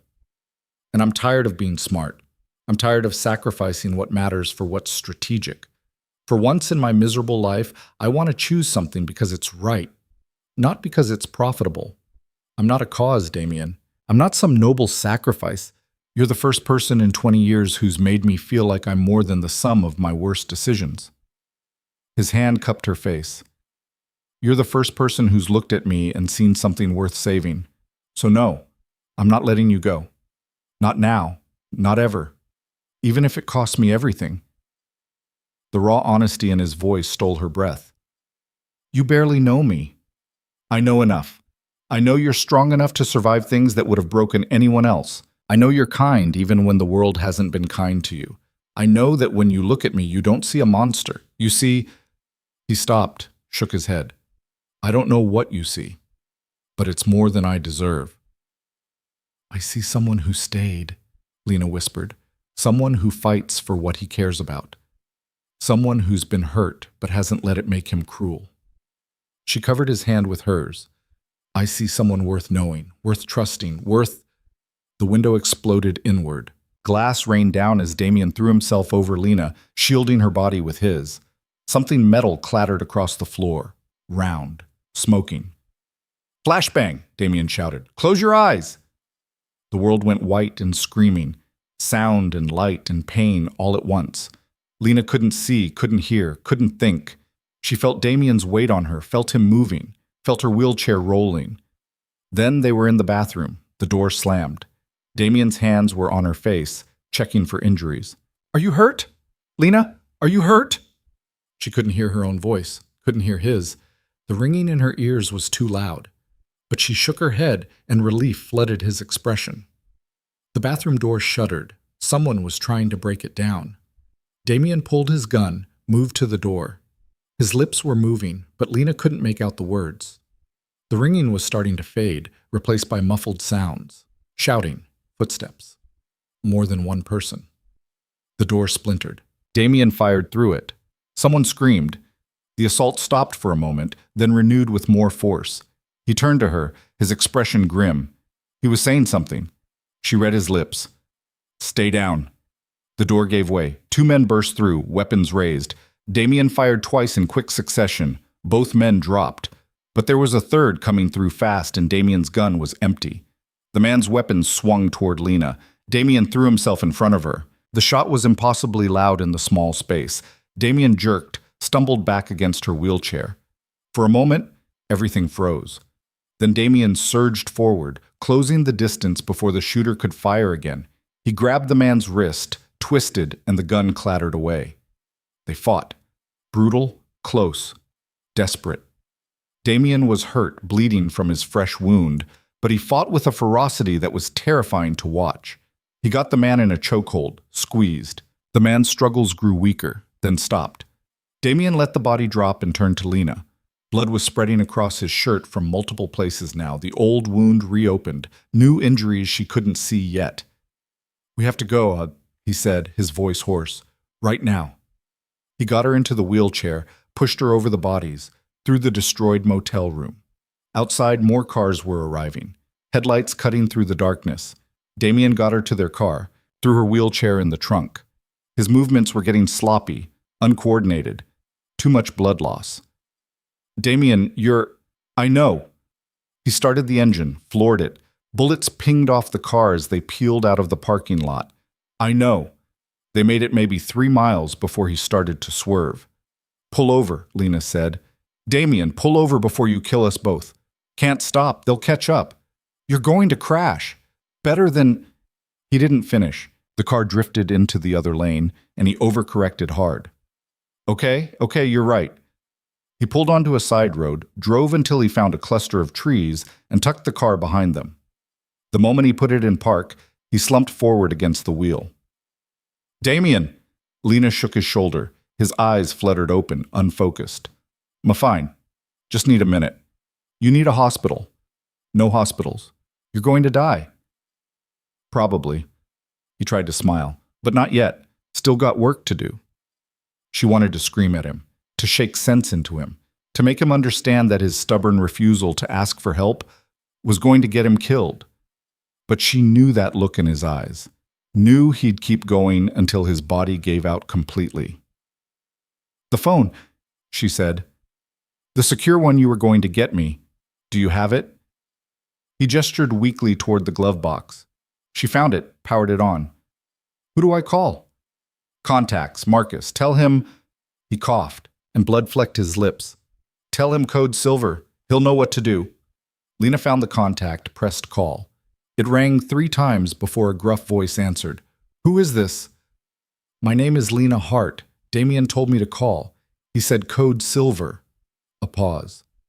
Where are you? I don't know. Somewhere outside the city, in the woods. He's hurt, badly. He needs help. Turn on the phone's location services. I'll track you. Can you hold position for 20 minutes? I don't know. There are people following us. 20 minutes, Miss Hart. Keep him conscious. Keep him talking. I'm on my way. The line went dead. Lena turned to Damien, who was still slumped against the wheel. Help is coming. 20 minutes. You have to stay awake. Tired. I know, but you don't get to check out on me yet. We had a deal, remember? You don't die, I don't die. That was the deal. Don't remember agreeing to that. Well, I'm telling you now, so keep your eyes open and talk to me. He forced his eyes open, looked at her. What do you want me to say? Anything. Everything. Tell me about the first time you felt safe. Never felt safe. There has to be something. He was quiet for so long she thought he'd passed out. Then, when I was 12, I stayed with this family, the Johnsons. They had a real house, not an apartment, a yard, a dog. His voice was getting softer. Mrs. Johnson made breakfast every morning. Real breakfast. Eggs, bacon, toast.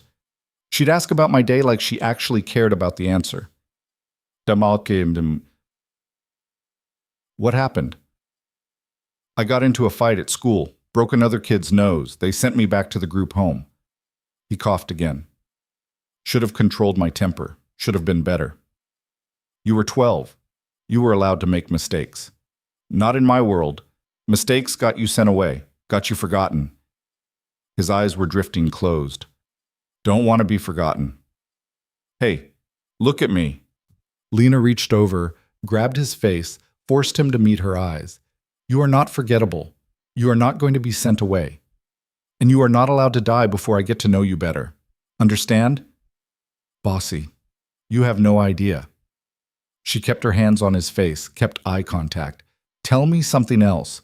Tell me what you were going to do after all this, when Victor was handled and I was safe. What was the plan? Didn't have one past keeping you alive. Make one now. He tried to focus, struggled. Wanted to, maybe take you somewhere without danger, without people trying to kill us, somewhere you could swim without walls around the pool. His words were slurring. Wanted to see you happy, really happy, not just surviving. We'll do that, Lena said fiercely. We'll go somewhere safe. You'll teach me more about who you really are when you're not fighting for your life. We'll figure out what happens next, together. Together sounds nice. Then stay with me. Stay conscious. Help is coming. The 20 minutes felt like 20 hours. Lena kept talking, kept Damien engaged, watched the color drain from his face as blood continued to seep through his makeshift bandages. Every time his eyes started to close, she'd shake him, say his name, pull him back from wherever he was trying to go. Finally, headlights appeared. A black SUV pulled up beside their car. A man got out, tall, built like he'd spent years in the military, face hard and weathered. Marcus? Lena asked. He nodded, moved immediately to Damien's side of the car. Jesus, boss, you look like hell. Feel worse, Damien managed. Marcus opened the door, assessed the injuries with practiced efficiency. We need to move him. My vehicle's better equipped. Can you transfer yourself, Miss Hart? Yes. Between the two of them, they got Damien into the back of Marcus's SUV, which did indeed look better equipped, more like a mobile medical unit than a vehicle. Marcus had Lena settled in the passenger seat within minutes. Where are we going? She asked. Safe house, real one this time. One Victor doesn't know about. He pulled out onto the road, driving fast but controlled. Got a doctor waiting. In the back, Damien made a sound that might have been protest. Don't even start, Marcus said without looking back. You're half dead and stubborn as hell, but you're not dying on my watch. Boss's orders. Your orders, actually, from about 6 months ago when you made me promise to keep you alive no matter how stupid you got. Despite everything, Damien laughed. It turned into a cough. Forgot about that. Yeah, well, I didn't. They drove for another 40 minutes, deep into territory Lena didn't recognize. The safe house turned out to be an actual house. Suburban, ordinary, completely unremarkable. Which was probably the point. The doctor was waiting inside, a thin woman in her 50s with sharp eyes and no-nonsense demeanor. She took one look at Damien and started barking orders. They got him onto a table. The doctor cut away his shirt, revealed the full extent of the damage. Lena felt sick looking at it. Out, the doctor said. Both of you. I need to work. I'm staying, Lena said. Miss Hart, I'm staying. The doctor looked at Marcus, who shrugged. Your funeral. Just stay out of my way. For the next hour, Lena watched the doctor work. Watched her clean wounds, stitch deeper than Damien had, remove a bullet fragment he apparently hadn't noticed, pump him full of antibiotics and saline. Through it all, Damien drifted in and out of consciousness, his face pale as death. But he was breathing, his heart was beating. He was alive. Finally, the doctor stepped back. He'll live. Barely. Needs rest, antibiotics, probably a week of bed rest minimum. She looked at Lena. Can you keep him down that long? I'll find a way. Good. She stripped off her gloves. I'll check on him tomorrow. Marcus has my number if anything changes. After she left, Marcus helped Lena transfer Damien to a bedroom on the ground floor. They got him settled, hooked up to an IV, covered with blankets. You should rest too, Marcus said. You look dead on your feet. I'm fine. That's what he always says, right before he collapses. Marcus headed for the door. I'll be in the next room if you need anything. And Miss Hart? For what it's worth, I've known Damien for 8 years. I've never seen him fight this hard for anything, or anyone. What are you saying? I'm saying whatever you two have, it's real, and it's worth protecting. He paused in the doorway. He's worth protecting, even when he doesn't think so. Then he was gone, and Lena was alone with Damien's shallow breathing and the steady drip of the IV. She wheeled closer to the bed, reached out, and took his hand. His skin was cool, clammy, but his fingers curled around hers, holding on even in sleep. You scared me, she whispered.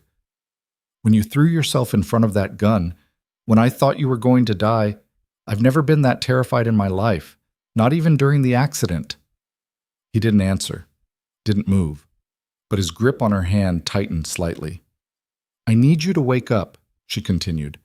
I need you to be okay, because I just realized something, and I need to tell you while I still have the courage. His eyes opened, barely, but enough. Lena, he breathed. I'm here. I'm right here. Thought I lost you, in the motel, when that gun was pointed at you. You didn't lose me. You saved me. Again. Always. His voice was barely audible. Always gonna save you. I know. She brought his hand to her lips, kissed his knuckles.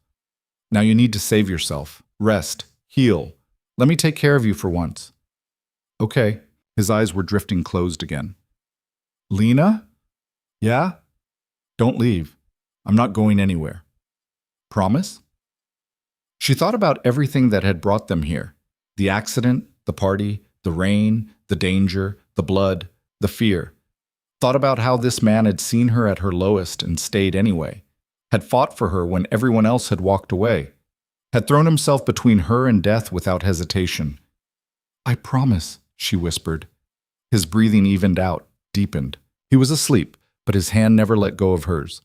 Lena sat there in the darkness, listening to him breathe, feeling the weight of what they'd survived. They weren't safe yet. Victor was still out there. The betrayal still needed to be uncovered. The war they'd started was far from over. But right now, in this moment, Damien was alive, she was alive. And they were together. That was enough. Dawn came slowly, gray light filtering through curtains that Lena hadn't bothered to close. She'd spent the entire night in her wheelchair beside Damien's bed, watching the rise and fall of his chest, counting each breath like a prayer. Her back ached. Her arms were sore from holding his hand for hours. She didn't care. Around 6, his eyes opened, really opened, with clarity she hadn't seen since before the motel. You're still here, he said, his voice rough from disuse. I promised I wouldn't leave. People break promises. I don't. She squeezed his hand. How do you feel? Like I got shot. Twice. He tried to sit up, winced, thought better of it. How long was I out? About 8 hours. The doctor said you need at least a week of rest. Don't have a week. You're making time. Marcus's orders. Also mine. A ghost of a smile crossed his face. When did you get so bossy? When you decided dying was a viable option. She released his hand to pour him water from the pitcher on the nightstand. Drink this. He obeyed, studying her over the rim of the glass. You look exhausted. I wonder why. You should sleep. So should you. I just did. For 8 hours after nearly bleeding to death. That's not the same as actual rest. They stared at each other, both stubborn, both exhausted. Finally, Damien sighed. Come here, he said. What? The bed's big enough for both of us. You need sleep. I need sleep.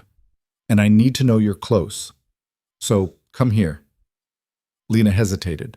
The bed was accessible, low enough that she could transfer herself. But something about the intimacy of it, about lying beside him, felt like crossing a line they couldn't uncross. Then again, they'd already crossed so many lines. What was one more? She maneuvered her wheelchair beside the bed and transferred herself carefully.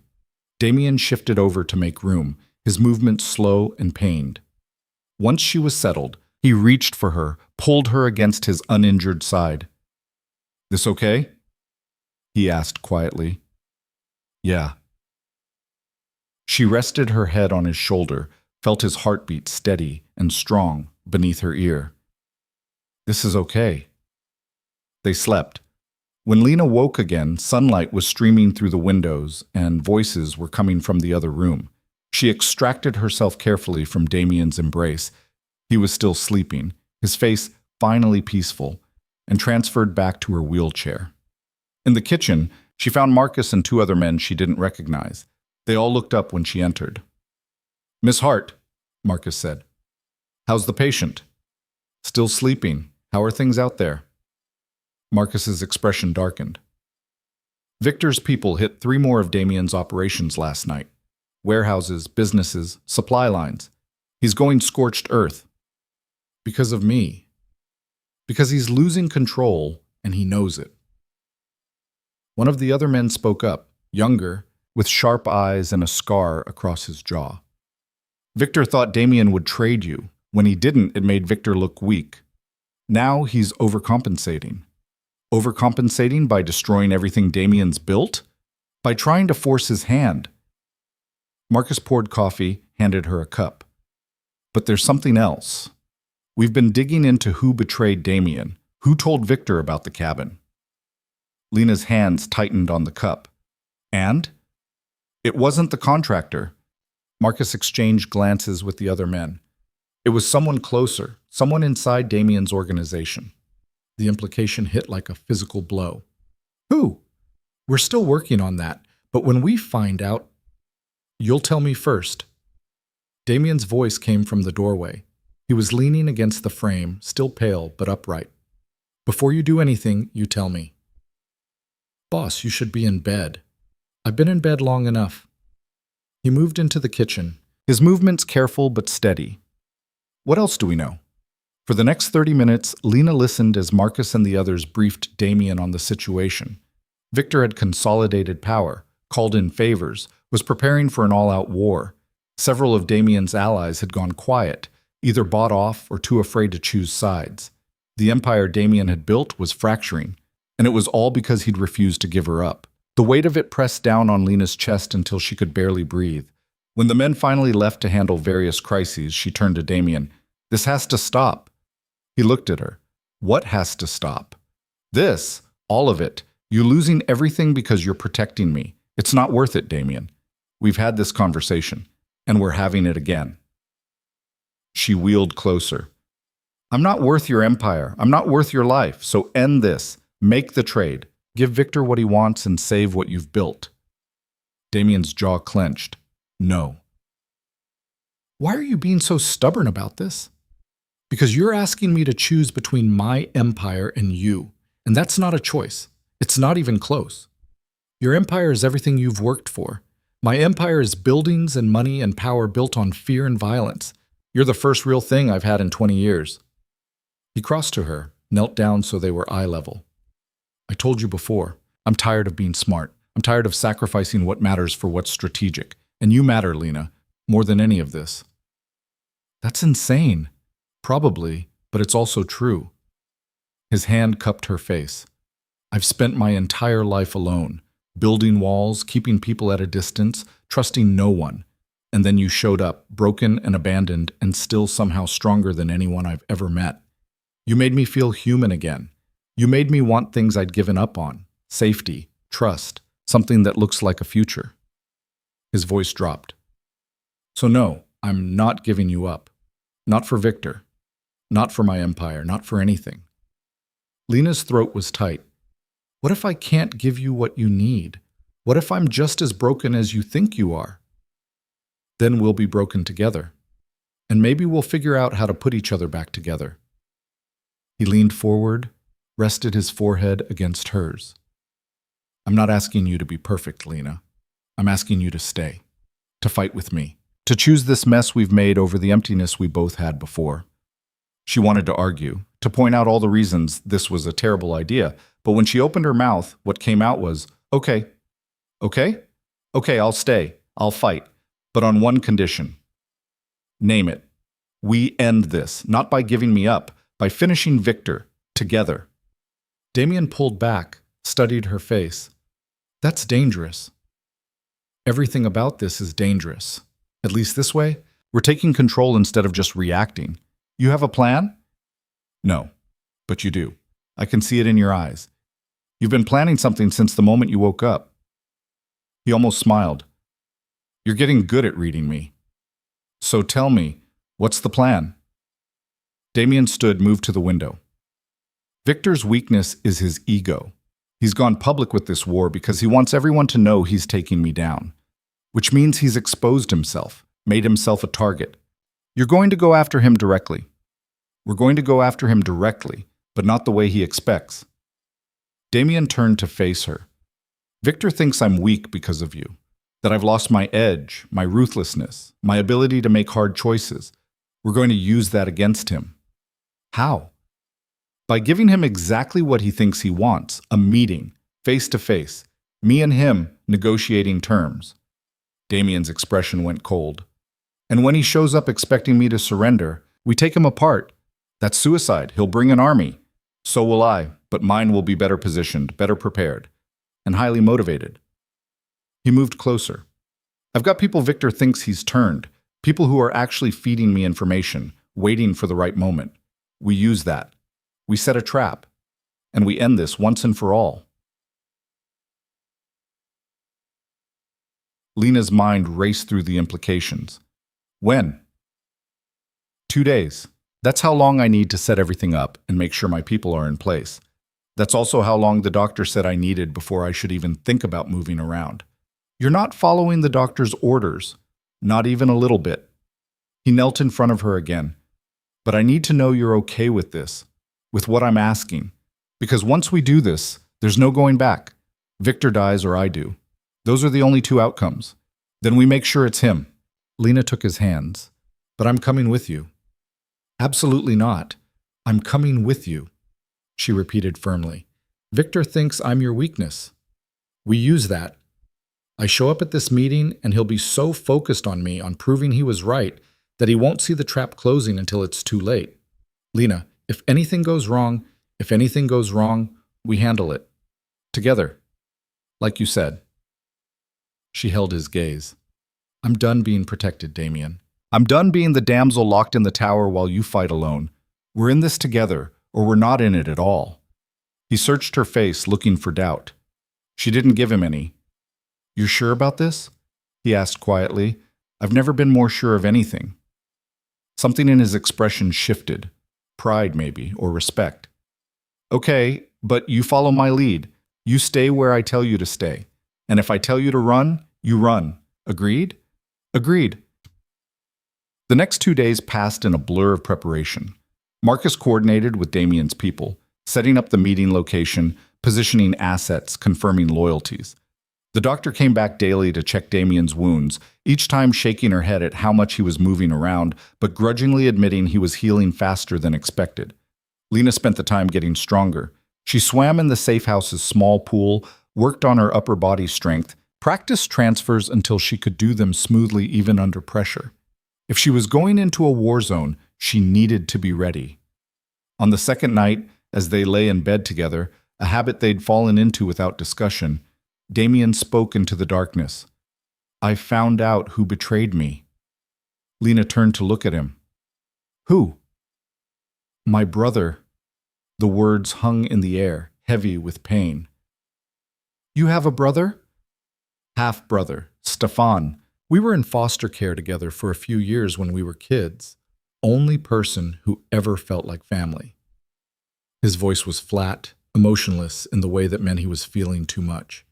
I brought him into the organization 5 years ago, gave him territory, trust, everything.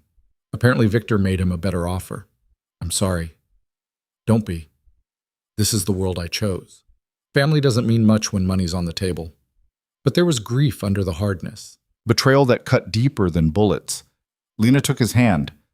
What are you going to do? What I have to. What he knew I'd do when he made his choice. Damien's fingers tightened around hers. In my world, betrayal has consequences. There's no forgiveness, no second chances. That doesn't mean it doesn't hurt. No, it doesn't. He was quiet for a long moment. He'll be at the meeting. Victor's bringing him as proof that my organization is falling apart, as a symbol of his victory. And when you see him, I end it, cleanly, quickly, without hesitation. He turned to look at her. Does that scare you, knowing what I'm capable of? Lena thought about it, really thought about it. A month ago, the answer would have been yes. But she'd seen what Damien was protecting her from, seen the violence that lurked in his world, seen him throw himself between her and death without hesitation. No, she said finally. It doesn't scare me, because I know why you do it, and I know you'd never hurt someone who didn't deserve it. You have a lot of faith in me. You've earned it. He kissed her then, soft and careful, like she was something precious. When they broke apart, his eyes were dark with emotion. After this is over, he said quietly, if we survive, I want to take you somewhere. Somewhere without danger, without people trying to kill us. Just you and me in the ocean. That sounds perfect. I want to learn who you are when you're not fighting to survive. I want to watch you swim without walls around the pool. He stopped, shook his head. I want a life with you, Lena. A real one. If you'll have me. Her chest ached with the weight of it. Ask me again when this is over. Is that a yes? It's a promise to give you an answer when we're both still alive to hear it. He smiled, real and genuine. I can work with that. The meeting was set for noon in a warehouse on the industrial edge of the city. Neutral territory, or as neutral as anything could be in their world. Damien's people arrived first, taking positions in the rafters, behind crates, in every shadow and corner. By the time Victor arrived, the trap was set. Lena sat in her wheelchair at Damien's side, her heart hammering against her ribs. She'd insisted on being here, but now that it was happening, the reality of it pressed down on her. These men were going to try to kill them, and Damien was going to kill them first. Victor entered with 8 men flanking him. He was exactly as Lena had imagined, older, distinguished, the kind of man who looked like he belonged in a boardroom, not a warehouse planning murder. His eyes found Damien first, then slid to Lena with undisguised interest. So this is the girl worth starting a war over, Victor said, his accent thick and rolling. She's pretty, I'll give you that. But pretty girls are easy to find, Cross. Empires are not. She's not just pretty, Damien said, his voice cold. She's brave. She's strong. She's worth 10 of you. Victor laughed. Such poetry. Love has made you soft. Love has made me focused. There's a difference. Focused on what? Losing everything you've built? Victor gestured around them. Your people are abandoning you. Your territory is crumbling. Even your own blood has turned against you. Stefan stepped forward from Victor's group. He was younger than Damien, maybe mid-30s, with the same sharp features but softer edges. When he met Damien's eyes, something flickered in his expression. Guilt, maybe. Or regret. Hello, brother, Stefan said. Don't call me that. Damien's voice was ice. You gave up the right to that word when you sold me out. I did what I had to do to survive. You taught me that, remember? Trust no one. Take care of yourself first. Your rules. I trusted you. That was your mistake. The words hung in the air, brutal and final. Lena watched Damien's face, saw the muscle in his jaw tick, but his expression stayed controlled, unreadable. So what now, Victor? Damien asked. You have me here. You have your traitor. What are you offering? Simple terms. You give me the girl. You give me your territory east of the river. You acknowledge publicly that you've lost this war. And in return, I let you live. You can rebuild somewhere else. Start over. Just not here. And if I refuse, Victor's smile was cold, then you die here, along with your little cripple. Lena flinched at the word, but Damien's hand found hers, squeezed once, steady, reassuring. Here's my counteroffer, Damien said. You leave. Now. You take your people and you disappear from this city. And in return, I let you live long enough to regret crossing me. Victor laughed. You're outnumbered, outgunned, and bleeding from wounds you can barely hide.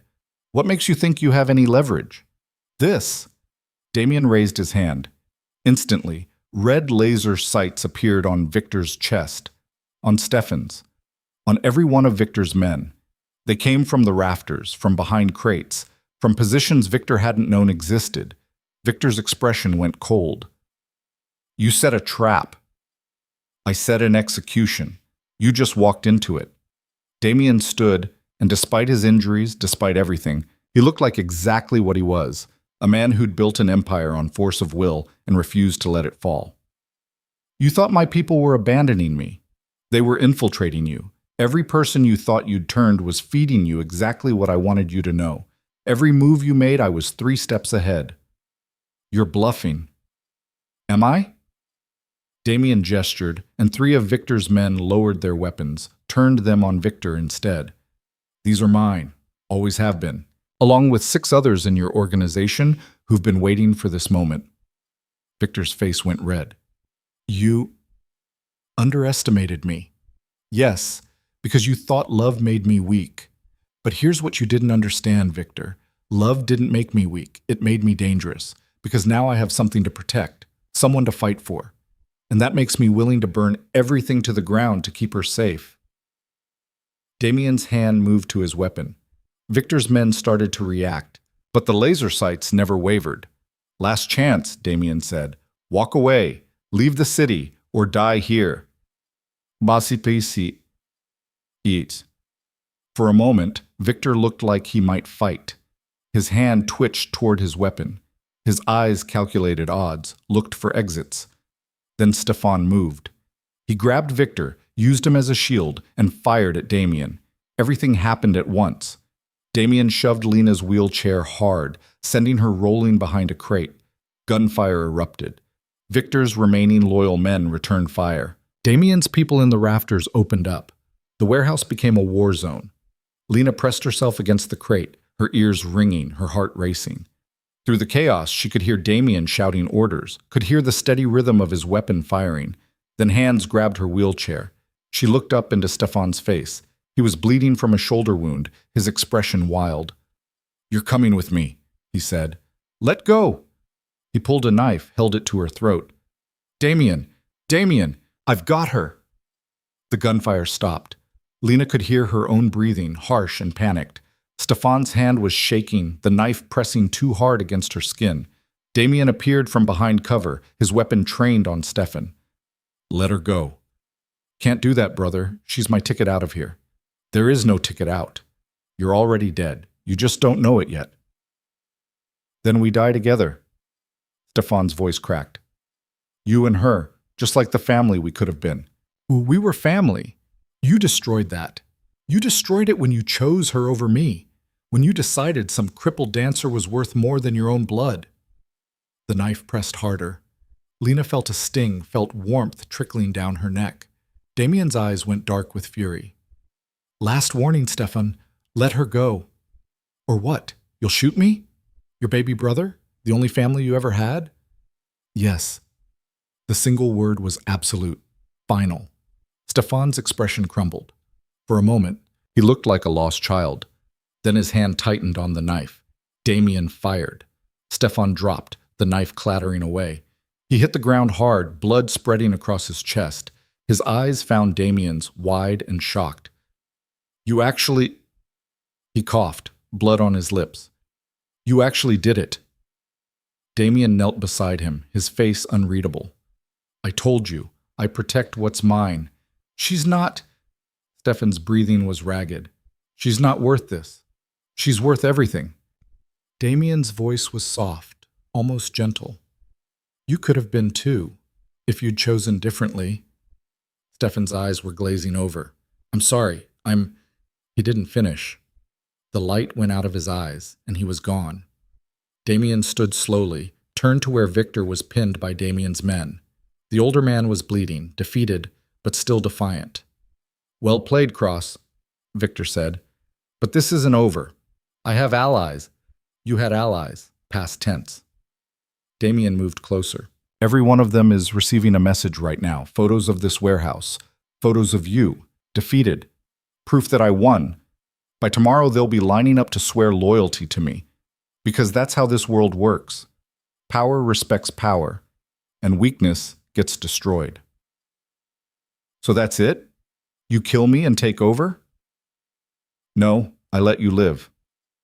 Damien's smile was cold. I let you live with everyone knowing you lost. I let you live with your empire crumbling. I let you live with the knowledge that the man you tried to destroy is the reason you're still breathing. And every day for the rest of your miserable life, you'll remember that you had a chance to walk away, and you chose this instead. Victor's face went white.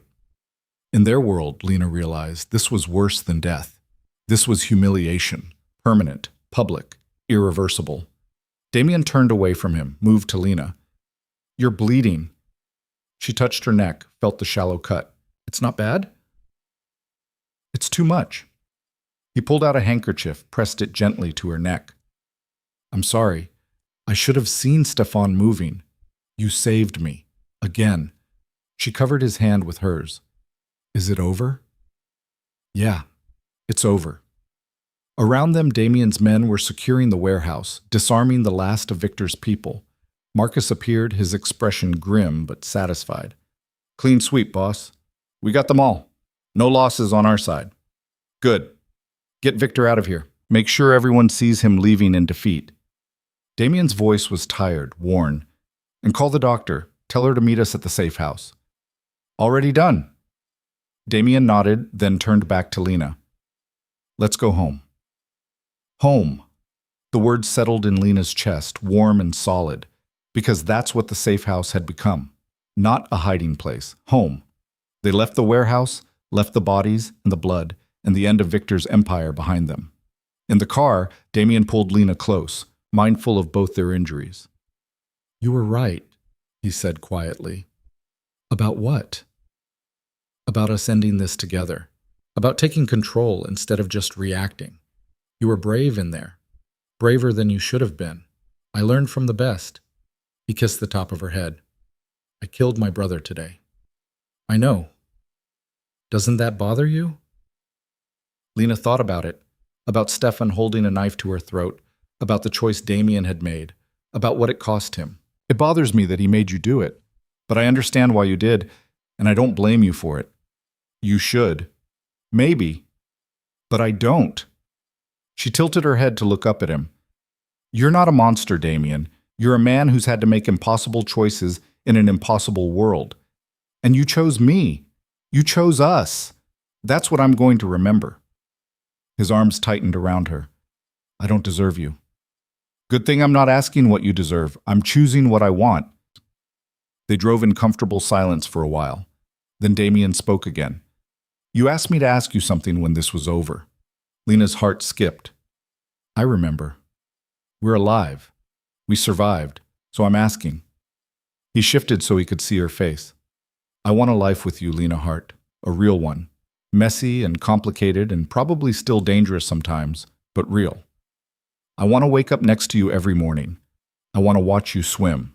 I want to learn who you are when you're happy. I want to build something with you that isn't based on fear or survival. Just us. Just this. Whatever this is. His voice dropped. So what's your answer? Lena looked at this man who'd saved her in every way that mattered, who'd seen her broken and stayed anyway, who'd chosen her over power, over blood, over everything. Yes, she said. To all of it. Yes. The smile that broke across his face was worth everything they'd survived to get here.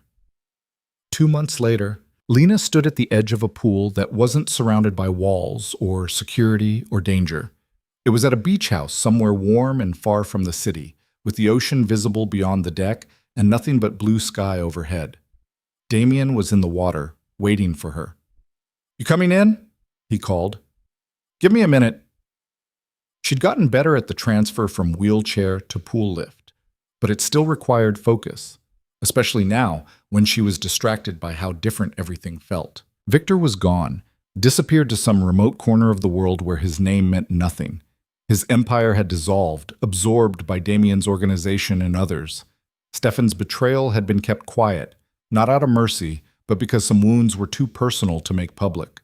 Damien's empire had stabilized, stronger than before. But he'd started delegating more, trusting Marcus and others to handle day-to-day operations. Because he'd meant what he said. He wanted a life, one that included quiet mornings and lazy afternoons and time with the woman he'd chosen. Lena had started teaching again. Not ballet. Her legs still didn't work, might never work the way they had before. But adaptive dance, water movement therapy, working with people who'd been told their bodies had betrayed them. People who needed someone to show them they were more than their injuries. It turned out she was good at it. Maybe because she understood what it felt like to be broken and to slowly, painfully, put yourself back together. She settled into the lift, let it lower her into the water. Damien was there immediately, his hand steadying her. "I've got you," he said. "I know." She pushed off, started swimming. He swam beside her, matching her pace. They'd been doing this every day since they arrived, swimming together in water that felt endless, without walls, without limits. "I have something to tell you," Lena said after a few laps. "Should I be worried?" "Maybe. Depends on how you feel about the future." He stopped swimming, treaded water. "What kind of future?" "The kind that includes physical therapy, real physical therapy, with doctors who specialize in spinal injuries. The kind that might not fix me completely, but might help me walk again, at least a little." His eyes widened. "You found someone?" "Someone found me. A specialist who saw one of my teaching videos online. She thinks there's hope. Not a miracle, but hope." Lena moved closer to him. "She's in the city, which means we'd have to go back, at least part-time. Then we go back." "Just like that?" "Just like that." He pulled her into his arms, held her in the water. "Lena, I'd follow you anywhere, back to the city, across the world, into therapy sessions that make you scream at me.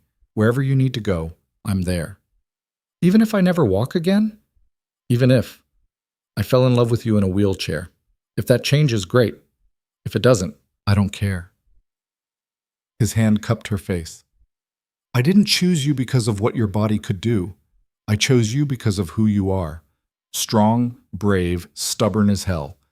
That doesn't change whether you're walking or rolling." Tears stung her eyes. "I love you too. I don't think I've said that yet." "You haven't, but I've known it anyway." She kissed him there in the endless blue water, with the sun warm on their faces and the future spreading out before them like an ocean. Not perfect, not easy, but theirs. When they finally made it back to shore, Damien helped her into her chair and they sat on the deck, watching the waves. "Do you ever regret it?" Lena asked. "Choosing me over everything else?" "Not once." "Do you regret staying?" "Not even a little bit." He took her hand, laced their fingers together. "We're going to have a good life, Lena Hart." "We already do." And it was true. Because somewhere between the rain and the gunfire and the impossible choices, they'd found something neither of them had believed in anymore. Not safety exactly. There would always be danger in Damien's world. Not perfection. They were both too damaged for that. But they'd found each other. Two broken people who fit together in ways that made them both stronger. Two people who'd been abandoned and had chosen to stay. Two people who'd looked at darkness and decided to build something that looked like light. That was enough. That was everything. Years later, when people asked Lena about how she met her husband, she never told the whole truth. She'd say they met at a party, which was technically accurate. She'd leave out the danger, the blood, the bodies. She'd smile and change the subject. But sometimes when Damien caught her eye across a room, she'd remember. Remember sitting in the rain, invisible and forgotten. Remember being seen for the first time in months. Remember being saved over and over by a man who'd needed saving just as much. She'd remember choosing to stay, and she'd know with absolute certainty that she'd make the same choice every single time. Because love, real love, wasn't about finding someone perfect. It was about finding someone who saw your scars and stayed anyway. Someone who fought for you when everyone else walked away. Someone who chose you over and over, even when the choice was hard. Damien had chosen her, she'd chosen him, and they'd built a life from that choice. Messy and complicated and sometimes still dangerous, but real, and worth every impossible moment it took to get there. That was their story, and it was far from over.